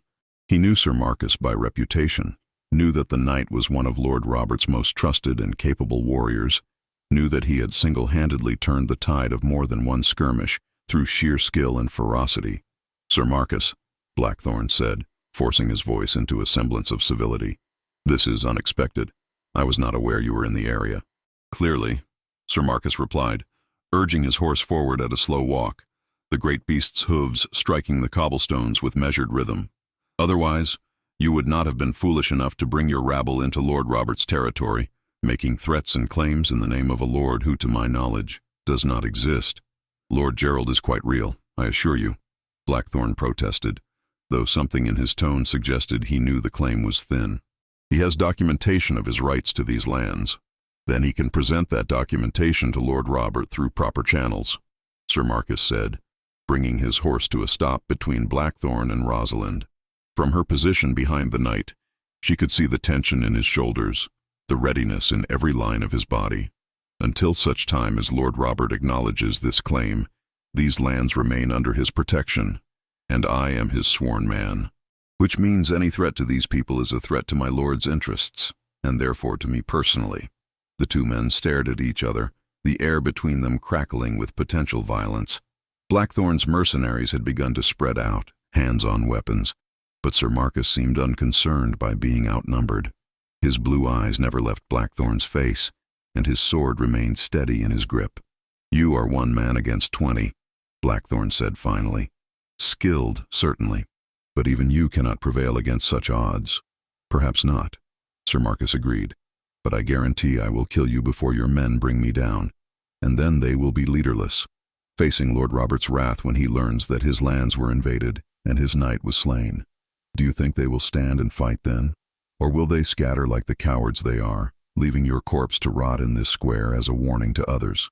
Blackthorn's jaw clenched, his scarred face flushing with anger. But beneath the anger, Rosalind could see calculation. The mercenary captain was weighing his options, considering whether whatever payment he had received from this mysterious Lord Gerald was worth dying for. "We have no quarrel with you, Sir Marcus," he said finally, his tone conciliatory though his eyes remained hard. "We are simply following our employer's orders to establish his presence in the region." "Then establish it elsewhere," Sir Marcus said flatly. "These people are under Lord Robert's protection, and by extension, under mine. You will take your men and depart Thornwick immediately. If I see you or any of your company in this village again, I will consider it an act of war against my lord, and I will respond accordingly." For a long moment, Blackthorn said nothing. His hand tightened on his sword hilt, and Rosalind could see him considering whether to call Sir Marcus's bluff, whether to test the knight's resolve. But something in Marcus's eyes, that cold absolute certainty, convinced him that discretion was the wiser course. "Very well," Blackthorne said, his voice tight with suppressed rage. "We will depart, but this matter is not settled. Lord Gerald will not be pleased to hear that his rightful claims are being denied." "Lord Gerald can take his grievances to King Edward himself if he wishes," Sir Marcus replied. "I'm sure His Majesty would be very interested to hear about a lord I've never heard of making territorial claims through armed intimidation. Now leave, before my patience runs out." Blackthorne turned to his men, barking orders. They mounted their horses with obvious reluctance, casting hostile glances at Sir Marcus and the assembled villagers. As they prepared to depart, Blackthorne paused beside his own mount, looking back at the knight with an expression of pure malice. "You have made an enemy today, Sir Marcus. I do not forget slights, and neither does my employer. We will meet again, and next time the circumstances may favor me." "I look forward to it," Sir Marcus said, his voice cold as winter ice. "Now get out of my sight before I change my mind about letting you leave." The mercenaries rode out of Thornwick, their departure marked by the thunder of hooves and the muttered curses of men denied their prey. The villagers remained silent until the last of them had disappeared down the south road, and then a collective exhale of relief swept through the square, followed quickly by a surge of gratitude toward the knight who had saved them. Lord Hartley approached Sir Marcus, who had finally sheathed his sword and dismounted from his horse. "Sir Marcus, we owe you a great debt. Without your intervention, I fear Blackthorne and his men would have brought suffering upon our village." "You owe me nothing," Sir Marcus replied, though his voice had lost some of its earlier coldness. "I was merely doing my duty as Lord Robert's man. These are his lands and his people. Their protection is my responsibility." But even as he spoke these formal words, his eyes found Rosalind in the crowd. She stood where he had left her, Emma still clutched against her side, her face pale and her green eyes wide with a mixture of relief and something deeper, something that made his breath catch in his chest.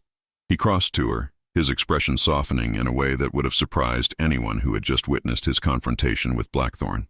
"Are you unharmed?" he asked quietly, his voice gentle. Rosalind nodded, not trusting herself to speak. Her throat was tight with emotion, fear from the encounter with the mercenaries, relief at their departure, and an overwhelming gratitude toward the man who stood before her, who had placed himself between her and danger without hesitation. "Thank you," she managed finally, her voice barely above a whisper. "You saved us." Again. Sir Marcus's hand moved as if to touch her face, then fell back to his side, conscious of the many eyes watching them. "I told you once that you did not have to face the future alone," he said softly. "I meant it. As long as I draw breath, no harm will come to you or your daughter while I have the power to prevent it." Emma, who had been silent throughout the entire confrontation, suddenly spoke up in her small, clear voice. "Are you my mother's knight, sir? Like in the stories?" The innocence of the question brought a smile to Sir Marcus's stern features. He crouched down to be at eye level with the child, his expression gentle. "I suppose I am, little one. Would that please you?" Emma nodded solemnly. "Mother needs a knight. She tries to be brave, but sometimes I hear her crying at night when she thinks I am asleep." The revelation made Rosalind's eyes fill with tears, though whether from embarrassment at having her private sorrows exposed or from the tender way Sir Marcus looked at her daughter, she could not say. She placed a hand on Emma's shoulder, squeezing gently in a silent plea for the child to say no more. But Sir Marcus had risen to his full height again, and when he looked at Rosalind now, there was a new determination in his blue eyes, a decision made. "Master Brennan," he called out, his voice carrying across the square to where the baker stood with his wife. "A word with you, please." The baker hurried over, his expression anxious. "Yes, Sir Marcus. How may I serve you?" "Mistress Blackwood's service to you. How much time remains on her obligation?" Master Brennan blinked, surprised by the question. "She has completed 3 months, sir, with 3 remaining. The terms were 6 months of service to repay the value of the stolen bread and to compensate for the violation of my property." Sir Marcus nodded thoughtfully. "And what would you say is the monetary value of the 3 months of service she still owes you? In actual coin, not in labor." The baker's eyes widened as he realized where this was heading. "Well, sir, that is difficult to calculate precisely. There is the value of the original theft, plus the compensation for the offense. plus the cost of her room and board during the service. "Give me a number," Sir Marcus interrupted, his tone brooking no evasion. "A fair number, Master Brennan. Do not attempt to inflate it, or I will have Lord Hartley review your assessment for reasonableness."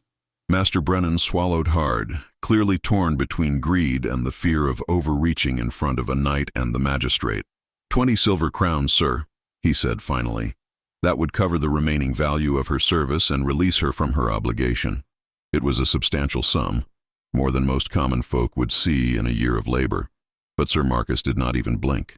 He reached into a leather pouch at his belt and counted out 20 silver coins, their surfaces gleaming in the spring sunlight.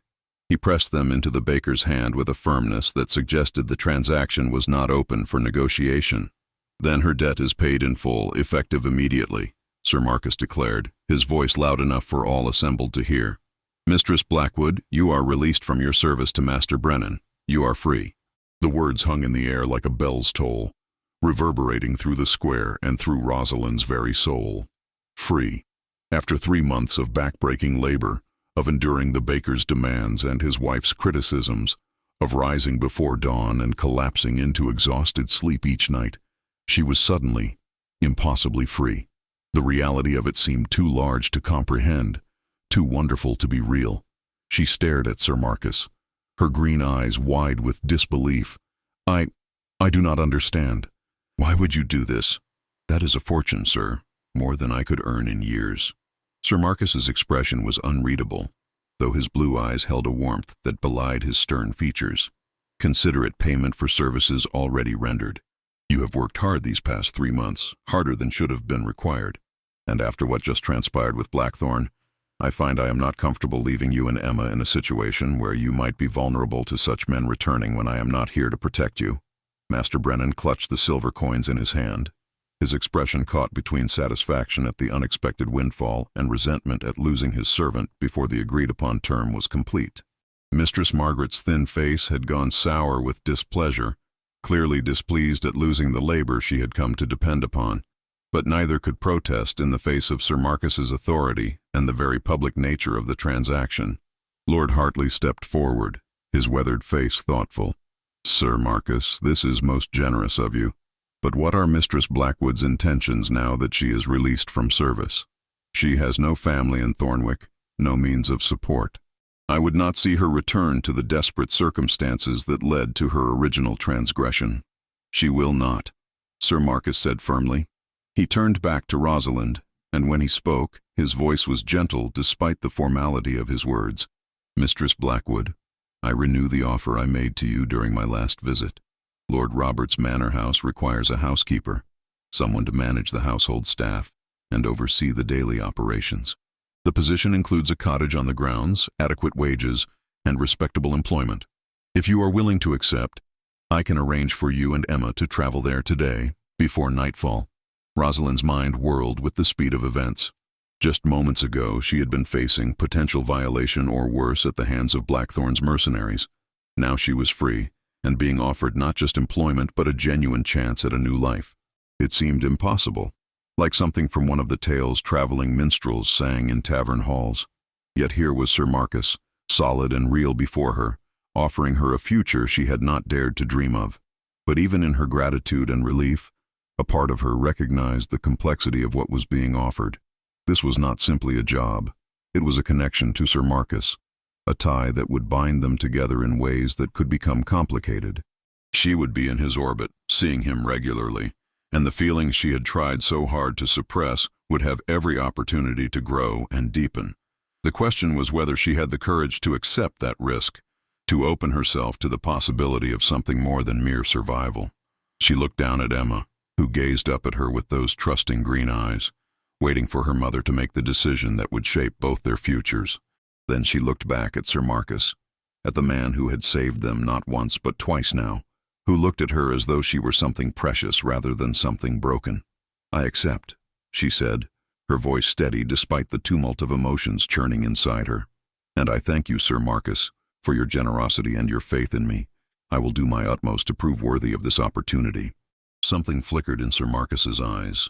Relief, perhaps, or satisfaction, or something deeper that he carefully masked. He nodded once, a sharp gesture of finality. Then it is settled. Gather what belongings you have. I will provide a horse for you and Emma. We can reach Lord Robert's manor before dark if we depart within the hour. The next hour passed in a blur of activity.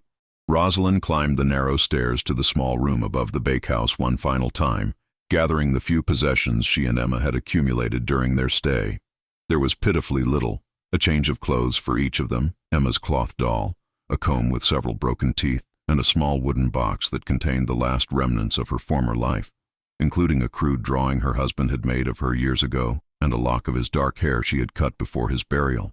As she packed these meager items into a worn leather satchel, Mistress Margaret appeared in the doorway, her thin arms crossed over her chest. For a moment, neither woman spoke.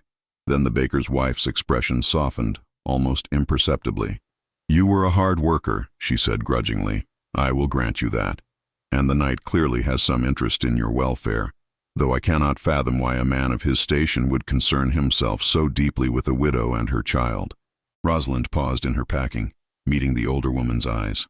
"I do not fully understand it myself, Mistress Margaret, but I am grateful for his intervention, both today and on the day of my sentencing. Without him, Emma and I would surely have perished." Mistress Margaret's expression remained skeptical. "Be careful, girl.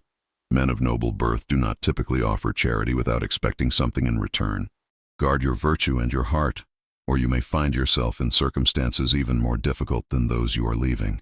The warning, however well-intentioned, stung, but Rosalind forced herself to nod graciously. "I will remember your counsel, and despite the harshness of my service here, I thank you for providing shelter when we had none." The baker's wife sniffed, uncomfortable with the expression of gratitude. "You earned that shelter through your labor. You owe us no thanks." She turned to leave, then paused at the doorway.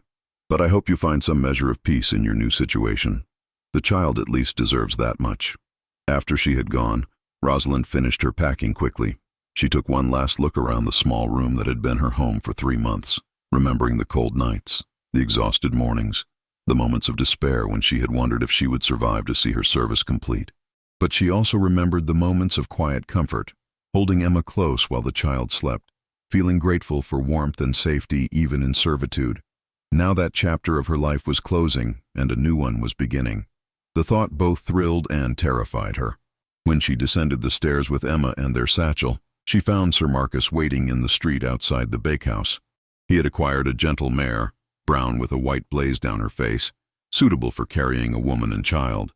The horse was already saddled, and Sir Marcus stood beside it, checking the straps and adjusting the stirrups, with the practiced efficiency of a man who had spent half his life on horseback.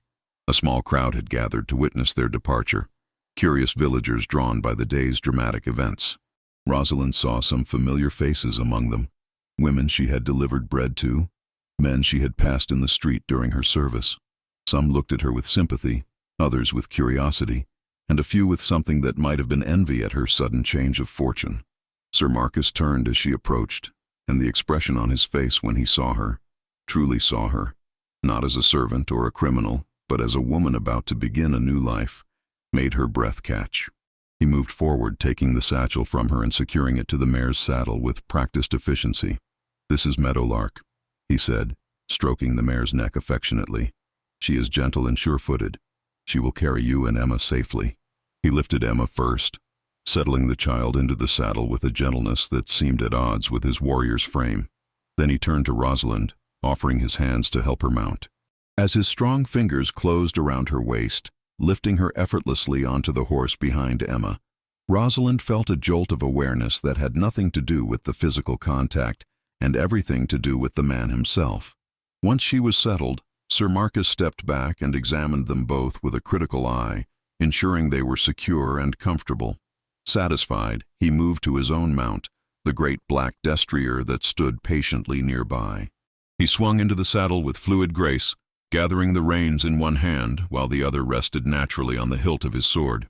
"We ride east," he announced, his voice carrying to the assembled crowd. "Lord Hartley, I thank you for your service to these people. If Blackthorn or his men return, send word to Lord Robert immediately. He will dispatch sufficient forces to deal with the threat permanently." Lord Hartley nodded gravely. "It shall be done, Sir Marcus. And thank you again for your intervention today. Thornwick owes you a debt that cannot easily be repaid." Protect your people and administer justice fairly, Sir Marcus replied. That is payment enough. He touched his heels to his horse's flanks, and the great beast began to move, stepping forward with measured strides. Rosalind's mare followed naturally, as horses do, falling into step behind the larger animal. As they rode out of Thornwick, Rosalind looked back once at the village that had been her home, her prison, and her salvation all at once. She saw the bakehouse receding into the distance, saw the crowd dispersing back to their daily routines, saw the familiar streets and buildings growing smaller with each stride of the horses. A chapter of her life was ending, and she felt the bittersweet pang of leaving behind even the difficult memories, for they were part of her story, part of what had shaped her into the woman she had become. Then she turned her face forward, toward the road ahead, and the unknown future that awaited. Emma sat in front of her, warm and solid, leaning back against her mother's chest. The spring air was crisp and clean, carrying the scent of earth awakening from winter's grip. The sky above was a pale blue, dotted with white clouds that drifted lazily eastward, as though pointing the way they should go. Sir Marcus rode ahead of them, his broad shoulders straight, his dark hair moving slightly in the breeze. He did not look back, did not speak, simply led them forward with the quiet confidence of a man who knew exactly where he was going and what he intended to do when he arrived. Rosalind found herself studying him as they rode, noticing details she had not had the leisure to observe before, the way he sat his horse as though born to it, the unconscious grace of his movements, the alertness in his posture that spoke of a man always aware of his surroundings and potential threats.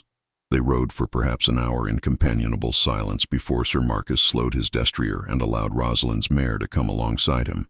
The road here was wide enough for them to ride abreast, cutting through rolling countryside that was just beginning to show the first green touches of spring.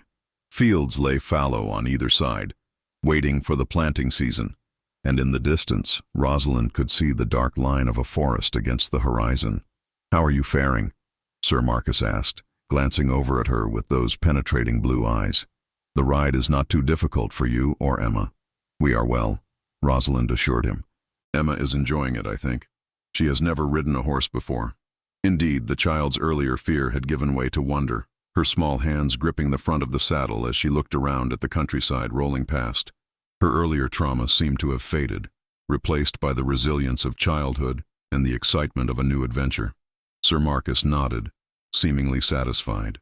Then, after a moment's hesitation, he spoke again, his voice more tentative than she had ever heard it. "I know the events of today transpired quickly, and you may have accepted my offer out of necessity rather than genuine desire. If, when we reach the manor, you find the situation not to your liking, or if you feel I have pressured you in any way, you are free to leave. I will provide you with sufficient coin to establish yourself elsewhere, with no obligation to me." Rosalind was touched by his concern, by the care he took to ensure she did not feel trapped by circumstances or by gratitude. "Sir Marcus, you have given me and Emma a chance at a life I did not dare to hope for. Whatever comes, I am grateful beyond words. But I would ask you something, if I may speak freely." "Of course. I would have you always speak freely with me." She took a breath, gathering her courage. "Why are you doing this? And please, I beg you, give me the true answer, not the diplomatic one about duty or justice. You have gone far beyond what duty requires, have spent your own coin to free me from service, have offered me employment and shelter. I need to understand why, because I find myself—" She paused, struggling to find the right words. "I find myself developing feelings that may be inappropriate, given the difference in our stations and the debt I owe you. And I cannot afford to misunderstand your intentions or your interest in my welfare." Sir Marcus was silent for a long moment, his gaze fixed on the road ahead. When he finally spoke, his voice was low and rough with emotion. "You ask for truth, so I will give it to you, though it may complicate things between us. From the moment I saw you standing on that platform, bound and condemned, I felt something I had never experienced before. It was not pity, though I pitied your circumstances. It was not merely attraction, though I cannot deny that I find you beautiful, even in your suffering. It was recognition, as though some part of me that had been dormant suddenly awakened and said, 'This one, she is the one you have been waiting for.'" He turned to look at her directly, and the intensity in his blue eyes made her heart race. "I have been a soldier for more than half my life, Rosalind. I have seen death in all its forms, have dealt it with my own hand when necessary. I have lived a hard life, focused solely on duty and honor and service to my Lord. I never thought to have more than that, never thought to desire more. And then you looked at me with those green eyes, and suddenly I wanted everything I had never allowed myself to want. A home, a family, someone to fight for beyond abstract concepts of duty. The confession left Rosalind breathless. She had suspected he felt something beyond mere charity, but to hear him speak it so plainly, to know that his feelings mirrored the confusing tumult of her own, was both exhilarating and terrifying. "I am a widow with a child," she said softly, "a woman who was convicted of theft and forced into servitude. You are a knight in service to a lord, a man of honor and standing. The gap between us is only as wide as we allow it to be," Sir Marcus interrupted gently. "I care nothing for your past, Rosalind. The woman who stole bread to feed her starving child showed more honor and courage than many knights I have known. And as for my position, it gives me certain freedoms that lesser men do not enjoy. Lord Robert values loyalty and competence above all else. He will not object to my choice of companion, so long as I continue to serve him faithfully." "Companion?" Rosalind repeated, testing the word. "Is that what you are offering me? Not merely employment, but something more?" Sir Marcus's jaw tightened, and she saw him struggling with his words, trying to find the right way to express what he felt. "I am offering you employment because you need security and independence, and I will not have you feel obligated to me for survival. But I am also offering you the opportunity to know me, truly know me, without the pressure of desperation or debt between us. If in time you come to feel for me as I feel for you, then perhaps we might build something more. But I will not rush you, will not pressure you. The choice will always be yours." They had reached a fork in the road, and Sir Marcus reined in his destrier, bringing both horses to a halt. He dismounted and came to stand beside Rosalind's mare, looking up at her with an expression that was both vulnerable and determined. "I am not a poet or a smooth-tongued courtier," he said quietly. "I cannot offer you flowery words or grand romantic gestures, but I can offer you honesty, loyalty, and a commitment to your welfare and Emma's that will not waver regardless of whether you choose to accept my heart. That is all I have to give, but I give it freely without expectation or demand." Rosalind looked down at this proud warrior who had humbled himself before her, this strong man who had revealed his heart with a courage that matched any he had shown on the battlefield. She thought of the life she was leaving behind, the hardship and suffering and constant struggle for survival. She thought of the life he was offering, not just security, but the possibility of love, of partnership, of building something meaningful with someone who saw her worth when the rest of the world had written her off as worthless. And she thought of Emma, who deserved a chance to grow up in a home filled with warmth and kindness rather than fear and desperation, who deserved to see her mother happy, to learn that love existed and was worth fighting for. The decision, when it came, felt both momentous and inevitable, as though every step of her journey had been leading her to this moment, this choice, this man. "I cannot promise you my heart immediately," she said, her voice trembling slightly with emotion. "It has been battered and bruised by loss and hardship, and it will take time to heal enough to give it freely. But I can promise you my honesty, my loyalty, and my willingness to see where this path might lead us. If that is enough for you, then I accept everything you offer, the employment, the cottage, and the chance to know you as you wish to know me." The smile that broke across Sir Marcus's stern features was like sunrise after a long night, transforming his entire face with its warmth and genuine joy. "That is more than enough, Rosalind. That is everything." He reached up, and with surprising gentleness for hands that had wielded sword and axe in battle, helped her dismount from the mare. For a moment, they stood close together, close enough that she could feel the warmth radiating from his body, could see the fine details of his face, the small scar through his eyebrow, the flecks of darker blue in his eyes, the way his lips curved when he smiled. Emma, still seated on the mare, watched them with wide, curious eyes. "Are you going to kiss her?"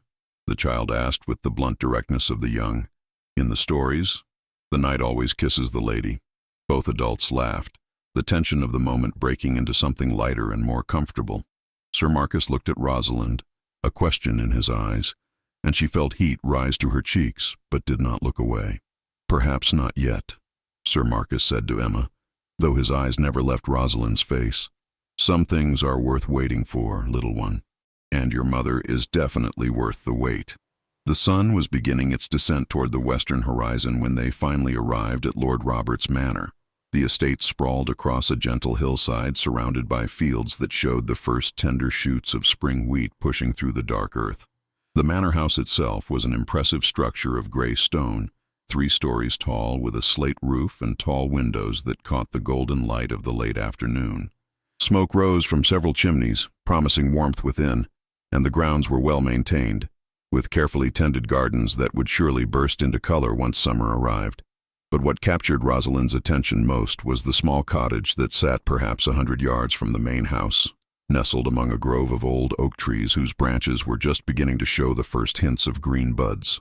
The cottage was built of the same gray stone as the manor, with a thatched roof and shuttered windows. It was modest but well constructed, larger than the room she and Emma had shared above the bakehouse, and it radiated a sense of permanence and security that made her chest tighten with emotion. "That will be your home," Sir Marcus said, gesturing toward the cottage as they rode through the estate's gates. "It was built for the previous housekeeper, but she retired last autumn to live with her daughter's family. It has been empty since then, waiting for someone to bring it back to life." Rosalind could barely speak around the lump in her throat. A home, not a room in someone else's house, not a temporary shelter earned through servitude, but an actual home that would be hers and Emma's. The reality of it seemed almost too wonderful to believe. They dismounted in the courtyard before the manor house, where several servants had emerged to greet them. Sir Marcus helped Rosalind down from her mare, his hands lingering at her waist perhaps a moment longer than strictly necessary, then lifted Emma down with the same gentle care. A young stable boy hurried forward to take the horses, his eyes wide with curiosity at the newcomers. An older woman approached from the manor's main entrance, her bearing dignified despite her servant's attire. She wore a dress of deep gray wool with a white apron, her silver hair bound back in a neat bun. Her face was kind but shrewd, the face of someone who had managed a large household for many years and knew how to read people quickly and accurately. "Sir Marcus," she said, dropping into a respectful curtsy, "we were not expecting you today. I hope all is well." "All is very well, Mistress Helen," Sir Marcus replied warmly. "I have brought the new housekeeper I mentioned to Lord Robert last month. This is Mistress Rosalind Blackwood and her daughter Emma. Rosalind, this is Mistress Helen, who has been managing the household in the absence of a proper housekeeper. She will help you learn your duties and introduce you to the rest of the staff." Mistress Helen's shrewd eyes swept over Rosalind, taking in her worn dress, her work-roughened hands, and the exhaustion that still lingered in her features despite the hope that now shone in her eyes. Whatever judgment the older woman made, she kept it to herself, instead offering a warm smile. "Welcome to Ashbury Manor, Mistress Blackwood, and welcome to you as well, young Emma. I am certain you are both tired from your journey. Shall I show you to your cottage so you can settle in?" "That would be most kind," Rosalind said, finding her voice at last. "Thank you, Mistress Helen." As Mistress Helen led them toward the cottage, Sir Marcus walked alongside them, pointing out various features of the estate. The gardens, which would need tending once spring was fully upon them. The well, which provided sweet, clean water year-round. The kitchen gardens behind the manor house, where vegetables and herbs were grown to supply the household. The stables, where the horses were kept and where Emma might learn to ride properly if she wished. The cottage's interior exceeded Rosalind's expectations. The main room was spacious, with a large stone fireplace already laid with wood and ready to be lit. There was a sturdy wooden table with 4 chairs, a comfortable-looking settle near the hearth, and shelves built into the walls for storage. A separate bedroom lay beyond, with a proper bed frame that could accommodate a mattress, and windows on 2 walls that would let in morning light. The floors were wooden planks, well fitted and clean, and the whole place smelled of fresh rushes and lavender. "The previous housekeeper left some furnishings," Mistress Helen explained, "but you will need linens, cookware, and other household items. I will have them brought over from the manor's stores this evening, and tomorrow I will begin teaching you your duties, though I suspect you will find them far less demanding than whatever work you have been doing recently." There was a knowing quality to her voice that suggested she had noticed Rosalind's rough hands. and drawn her own conclusions about the hardships she had endured. But there was no judgment in it, only a practical acceptance of what was, and a determination to make the future better. After Mistress Helen had given them a thorough tour and departed to arrange for the necessary supplies, Rosalind found herself alone with Sir Marcus in the cottage's main room. Emma had discovered a small wooden toy horse left behind by some previous occupant and was playing quietly in the corner, giving the adults a semblance of privacy. "It is too much," Rosalind said quietly, running her hand along the smooth wood of the table. "This cottage, this position, all of it. I do not deserve such generosity." Sir Marcus crossed to her, his expression serious. "You deserve this and far more. You deserve security, comfort, and the chance to raise your daughter without the constant fear of starvation or worse. You deserve to be treated with dignity and respect, not as a criminal or a burden, but as the remarkable woman you are." He paused, seeming to choose his next words carefully. "I know I promised not to pressure you, and I will honor that promise. But I want you to understand something, Rosalind. This cottage, this position, they are yours regardless of what develops between us. If you decide tomorrow or next month or next year that you want nothing more than a professional relationship with me, this will still be your home. You have my word on that." Rosalind felt tears prick her eyes, overwhelmed by the sincerity in his voice and the magnitude of what he was offering. "You are a good man, Marcus Thornfield. Better than I ever dared to hope existed in this world." The use of his given name, without the formal title, made something shift in his expression. He reached out slowly, giving her every opportunity to pull away, and gently cupped her face in his large, calloused hand. His thumb brushed away a tear that had escaped to roll down her cheek. "And you are a strong woman, Rosalind Blackwood. Stronger than you know. You have survived things that would have broken lesser souls, and you did it all while protecting your daughter and maintaining your dignity. That strength draws me to you as much as your beauty or your kindness." They stood there for a long moment, the air between them charged with possibility and promise.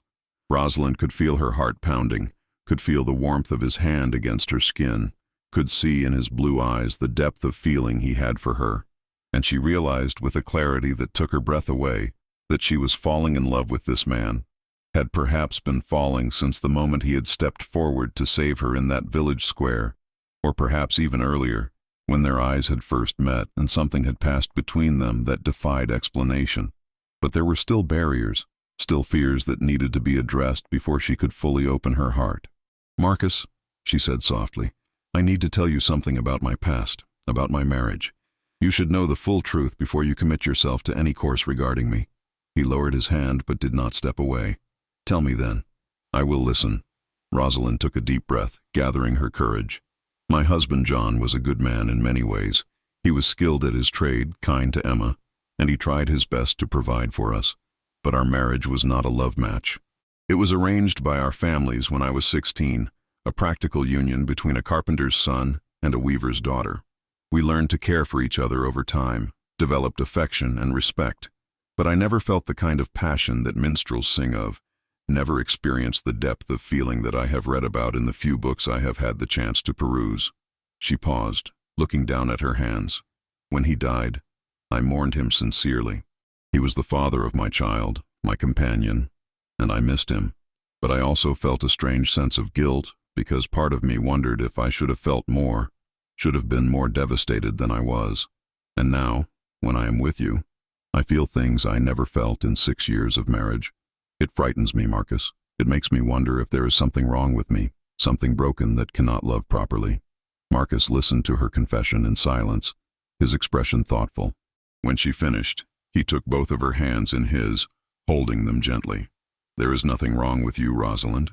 Not all marriages are based on passionate love, especially among common folk where practical considerations must take precedence. The fact that you and your husband developed affection and respect speaks well of both of you, but that does not mean you are incapable of deeper feeling. It simply means you had not yet found the person who could awaken that depth within you." He brought her hands to his lips, pressing a gentle kiss to her knuckles. "I have seen many marriages in my years of service to Lord Robert. Some are love matches that burn bright and warm. Others are practical arrangements that serve their purpose. Neither is inherently better or worse, and feeling one way in one relationship does not determine how you will feel in another. What matters is being honest about what you feel now, in this moment with me." Rosalind met his eyes, finding courage in the steadiness of his gaze.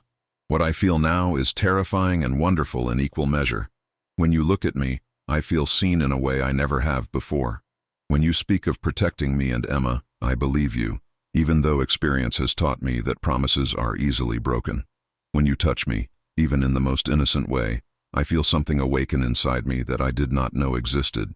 And it frightens me because I am not certain I am strong enough to survive if I allow myself to love you and then lose you." "You will not lose me," Marcus said with quiet certainty. "I am a warrior, yes, and my profession carries risks.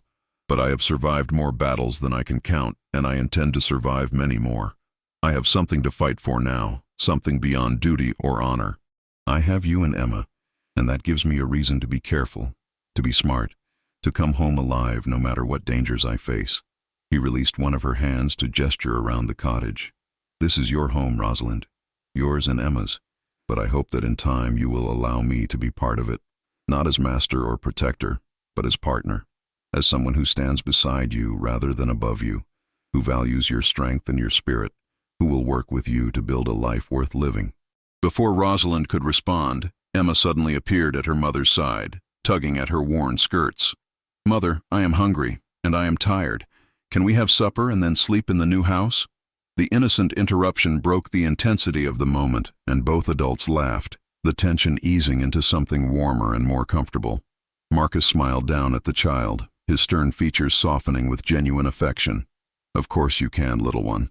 Let me arrange for food to be brought from the manor kitchen, and I will have Mistress Helen expedite those supplies so you and your mother have everything you need for a comfortable night." He headed for the door, then paused and turned back. "Rosalind, I will give you time to settle in, to learn your duties and find your footing here. But know that my feelings for you are not going to change, and when you are ready, whether that is next week or next year, I will be here, waiting for your answer to the question I have not yet formally asked, but that hangs between us nonetheless." After he had gone, Rosalind sank into one of the chairs at the table, her legs suddenly weak. Emma climbed into her lap, and she wrapped her arms around her daughter, holding her close and breathing in the familiar scent of her hair. "I like the night, Mother," Emma said sleepily. "He makes you smile in a way you have not smiled in a very long time. Will he be staying with us in our new house?" "Not yet, darling," Rosalind replied softly. "But perhaps someday, if that is what we both decide we want." "I want it," Emma declared with the certainty of childhood. "He is strong and brave, and he will keep us safe. And he looks at you the way Father used to look at his favorite tools, like you are precious and important and worth taking care of." The observation, so innocent yet so perceptive, made Rosalind smile through the tears that had begun to fall freely now. These were not tears of sorrow or fear, but of relief and hope, and the overwhelming realization that her life had fundamentally changed, that the nightmare of the past months was truly over, and that something beautiful and unexpected was beginning to unfold. True to his word, Marcus arranged for supper to be brought to the cottage within the hour. It was a simple but hearty meal, fresh bread that reminded Rosalind painfully of what had started this entire journey, a thick stew of vegetables and salted pork, cheese, apples, and a pitcher of cool cider. After months of sparse rations and whatever scraps Master Brennan had been willing to provide, the abundance seemed like a feast. As they ate, Mistress Helen arrived with a small army of servants carrying linens, cookware, candles, firewood, and all manner of household necessities. The older woman supervised the arrangement of these items with brisk efficiency, ensuring that everything was placed where it would be most useful. She also brought a simple but clean nightgown for Rosalind and a smaller one for Emma, along with thick wool blankets for the bed. "Lord Robert has been informed of your arrival," Mistress Helen said as she prepared to depart. "He wishes to meet with you tomorrow afternoon to discuss your duties formally and to welcome you to his household. But for tonight, rest and recover from your journey. You have a home now, Mistress Blackwood. Make the most of it." After everyone had gone and the cottage was quiet save for the crackling of the fire Marcus had lit before leaving, Rosalind bathed Emma in warm water heated over the hearth, washing away the grime of travel and the last physical traces of their time in servitude. She braided her daughter's clean hair, dressed her in the soft nightgown, and tucked her into the bed with the wool blankets pulled up to her chin. Emma was asleep almost immediately, exhausted from the day's excitement and emotions. Rosalind sat beside her for a long time, watching her daughter's peaceful face in the firelight, marveling at the resilience of children and the way they could adapt so quickly to new circumstances. Finally, she rose and moved to the window, looking out at the manor house in the distance. Lights glowed in several windows, and she wondered which, if any, belonged to Marcus's chambers. Was he thinking of her even now as she was thinking of him? Was he lying awake, wondering if she would ultimately accept what he offered, or if fear would drive her to maintain distance and propriety? She thought about everything that had transpired since that cold November day when she had stolen bread to feed her starving child.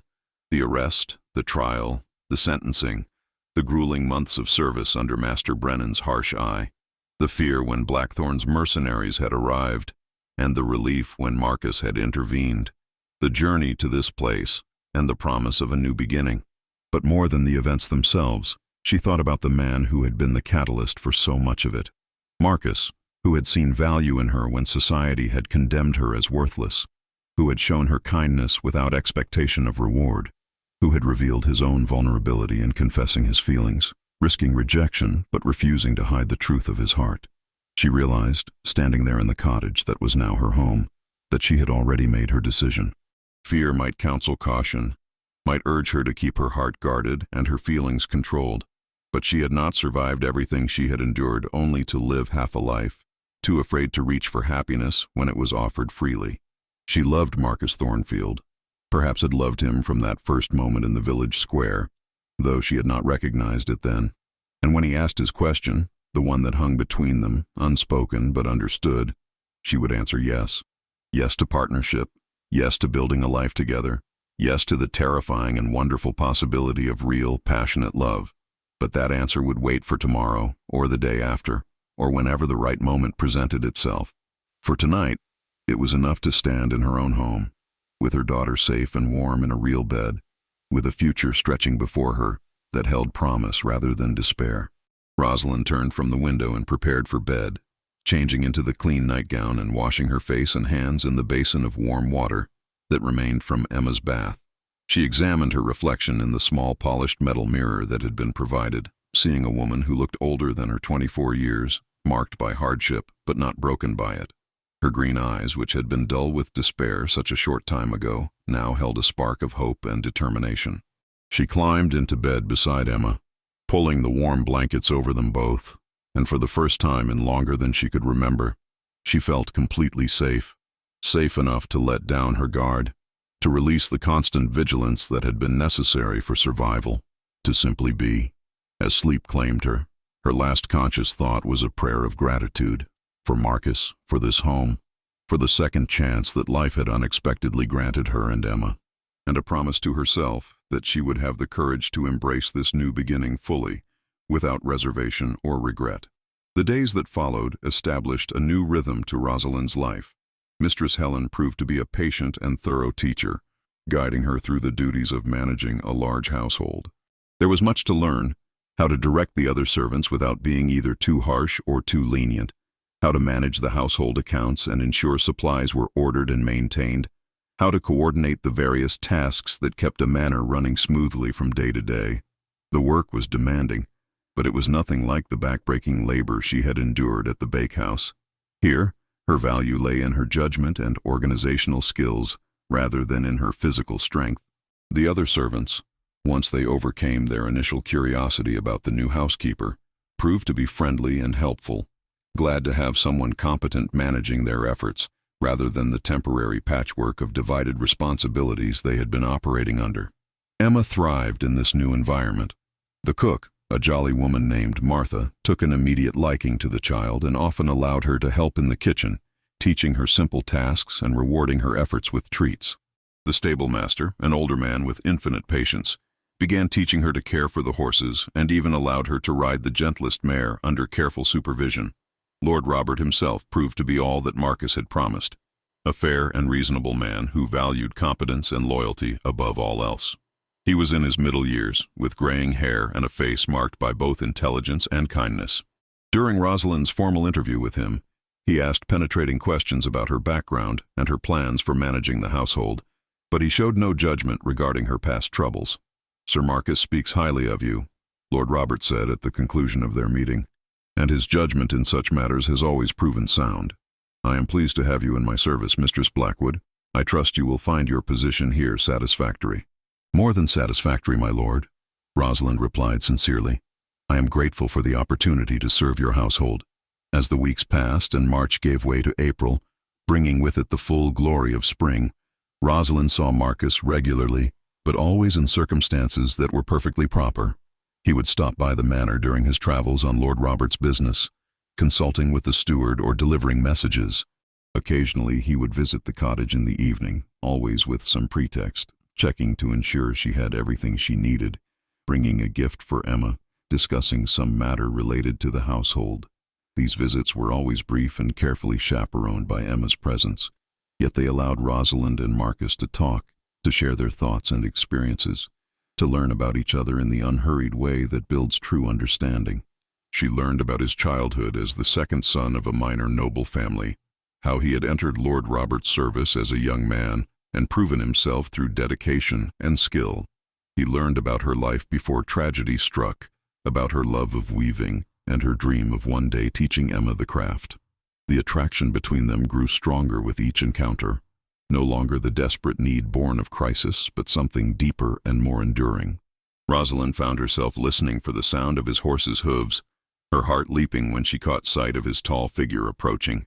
She noticed the way his eyes sought her out whenever he entered a room, the way he found excuses to stand close to her, the careful control he maintained to honor his promise not to pressure her. It was during one of these visits, on a warm evening in late April, when the gardens were bursting with spring flowers and the air was sweet with their perfume, that everything changed. Marcus had come to deliver some documents to Lord Robert, and had stopped by the cottage afterward, as had become his habit. Emma was showing him her latest accomplishment, a simple tune she had learned on a small wooden flute that the cook's husband had carved for her, when a messenger arrived on a lathered horse, clearly having ridden hard. "Sir Marcus," the messenger called, dismounting quickly, "Lord Robert requires your immediate presence. There has been an attack on the southern border of his holdings.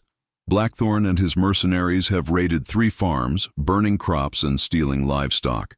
Lord Robert is assembling a force to drive them out and wishes you to lead the company." Marcus's expression hardened immediately, the warrior emerging in an instant. "How many men does Blackthorn have with him?" "Reports suggest perhaps 30, sir. They have established a camp in the woods near Millbrook. Tell Lord Robert I will be there within the hour. Have my armor brought from the armory and my horse prepared for battle." The messenger nodded and hurried away, leaving Marcus standing in the cottage doorway, his jaw tight with controlled fury. Rosalind felt her heart constrict with fear. This was what she had dreaded, the moment when his profession would take him into danger, when she would be forced to wait and wonder if he would return. She had known it was coming, had tried to prepare herself for it, but the reality was far more painful than she had imagined. Emma, sensing the tension, stopped playing her flute and looked between the adults with worried eyes. Marcus crouched down to her level, his expression gentling despite the urgency of the situation. "I have to go away for a little while, little one," he said softly. "There are bad men who are hurting good people, and it is my duty to stop them. But I will come back. I promise you that." "You have to come back," Emma said seriously. "Mother needs you. She tries to hide it, but I can tell. She is happier when you are here." Marcus glanced up at Rosalind, and something passed between them in that look. Acknowledgement, promise, and a depth of feeling that could no longer be denied or postponed. He stood and moved to her, taking her hands in his. "I will come back," he said, his voice low and intense. "I have too much to live for now to be careless with my life. But Rosalind, I need to know. If something should happen, I need to know how you truly feel. I do not want to ride into battle with uncertainty between us." Rosalind felt tears sting her eyes, but she blinked them back. This was not the time for weakness or hesitation. He was about to face danger, possibly death, and he deserved her honesty. "I love you," she said simply. The words she had been holding back for weeks finally released. "I love you, Marcus Thornfield. I think I have loved you since the moment you stepped forward to save me in that village square. And I am terrified of losing you. But I am more terrified of you not knowing the truth of my heart." The smile that broke across his face was like the sun emerging from behind storm clouds. He pulled her close, wrapping his arms around her in an embrace that was both fierce and tender. She felt the strength of him, the warmth of his body against hers, the rapid beating of his heart that matched her own. "And I love you," he murmured against her hair, "more than I have words to express. You and Emma have become my reason for everything, my purpose beyond mere duty. And I swear to you, Rosalind, I will come back. Nothing, not Blackthorn, not his mercenaries, not fate itself, will keep me from returning to you." He pulled back slightly, his blue eyes searching her face. Then, with exquisite gentleness, he cupped her face in his hands and lowered his lips to hers. The kiss was soft at first, tentative, a question asked and answered. But as she responded, rising on her toes to meet him more fully, it deepened into something that took her breath away. This was what the poets sang of, what she had never felt with her husband, this fire that raced through her veins, this sense of coming home to a place she had never known existed. When they finally broke apart, both breathing hard, Emma was watching them with a satisfied expression. "Good," she announced. "Now you really have to come back, because you kissed her and that means you are supposed to get married." Marcus laughed, the sound rich and genuine despite the urgency of the situation. "Your daughter is a wise one," he said to Rosalind, "and she is right. When I return, if you will have me, I want to marry you. I want to make you my wife, to make Emma my daughter-in-law and in heart, to build a life together that is worthy of the gift you have given me." "Yes," Rosalind said without hesitation. "Yes, I will marry you. Come back to me, Marcus. Come back to us." He kissed her once more, hard and quick, then released her and strode to the door. At the threshold he paused and looked back, his expression fierce with determination and love. "I will return within 3 days. Wait for me, my love. Our future begins when this is finished." Then he was gone, and Rosalind stood in the cottage doorway with Emma at her side, watching as he disappeared in the direction of the manor house to prepare for battle. The fear was still there, cold and heavy in her chest, but it was balanced now by hope and by faith in the strength and skill of the man she loved. The next 2 days were an agony of waiting. Rosalind threw herself into her duties, trying to keep her mind occupied. But every unexpected sound made her start. Every rider approaching the manor sent her heart racing. Emma, sensing her mother's distress, stayed close, offering the comfort of her presence and her unshakable faith that the knight would keep his promise. On the morning of the 3rd day, as the sun was just beginning to rise and paint the sky in shades of pink and gold, the sound of horses approaching sent Rosalind running from the cottage. She reached the manor's courtyard just as a company of riders came through the gates. They were battered and weary, several wounded and slumped in their saddles, but they were victorious. And at their head, sitting tall and proud on his black destrier, was Marcus. He dismounted even before his horse had fully stopped, and Rosalind ran to him, propriety forgotten. He caught her in his arms, lifting her off her feet and spinning her around, both of them laughing with the pure joy of reunion. When he set her down, she could see the exhaustion in his face, the bruises and minor cuts that spoke of hard fighting, but his eyes were alight with triumph and love. "It is done," he said. "Blackthorn is dead, killed in single combat when he challenged me for leadership of the engagement. His mercenaries scattered without him to lead them. Lord Robert's lands are secure, and the farmers can plant their fields in peace." "You are hurt," Rosalind said, noticing a blood-stained bandage on his left arm. "A scratch, nothing more," he assured her. "I have survived far worse, and I kept my promise. I came back to you." Lord Robert had emerged from the manor to greet his returning warriors, and he smiled when he saw Marcus and Rosalind embracing in the courtyard. "I see congratulations are in order, Sir Marcus. Am I to understand that wedding plans are being made?" Marcus turned to face his lord, his arm still around Rosalind's waist. "If you will grant me leave to marry, my lord, then yes. Mistress Blackwood has agreed to become my wife." "Permission is gladly given," Lord Robert said warmly. "You have served me faithfully for many years, Marcus, and you deserve happiness. I am pleased to see you have found it." He turned to Rosalind. "And you, Mistress Blackwood, have proven yourself a valuable addition to my household. I am happy to count you among my people, both as housekeeper and soon as the wife of one of my most trusted knights." The wedding took place 3 weeks later, in the small chapel on Lord Robert's estate. It was a modest ceremony, attended by the manor's staff, the villagers from Thornwick who had witnessed Rosalind's ordeal, and wanted to celebrate her happiness, and Lord Robert himself as an honored guest. Rosalind wore a dress of deep blue wool, not the torn and stained garment she had worn during her servitude, but a new one, finely made, with embroidery at the collar and cuffs that she had worked herself in the evenings leading up to the wedding. Marcus stood at the altar in his finest clothes, a tunic of forest green trimmed with leather, his dark hair neatly trimmed, his beard groomed, looking every inch the noble knight. But when Rosalind walked down the aisle with Emma at her side, it was the expression on his face that she would remember forever. Awe, love, and gratitude all mingled together in a look that said more than words ever could. They spoke their vows before Father Benedict, who had traveled from Thornwick for the occasion and who seemed genuinely moved by the turn of events. When Marcus slipped a simple gold ring onto Rosalind's finger and kissed her as the priest pronounced them husband and wife, the assembled guests erupted in cheers and applause. The celebration afterward was joyful and lasted well into the evening. There was food in abundance, music and dancing, and toasts to the happiness of the newly married couple. Emma, who had been formally adopted by Marcus as his daughter, was the center of attention, basking in the affection of the guests, and proudly announcing to anyone who would listen that she now had a father again. As the sun set and the celebration began to wind down, Marcus and Rosalind slipped away to the cottage that would now be their shared home.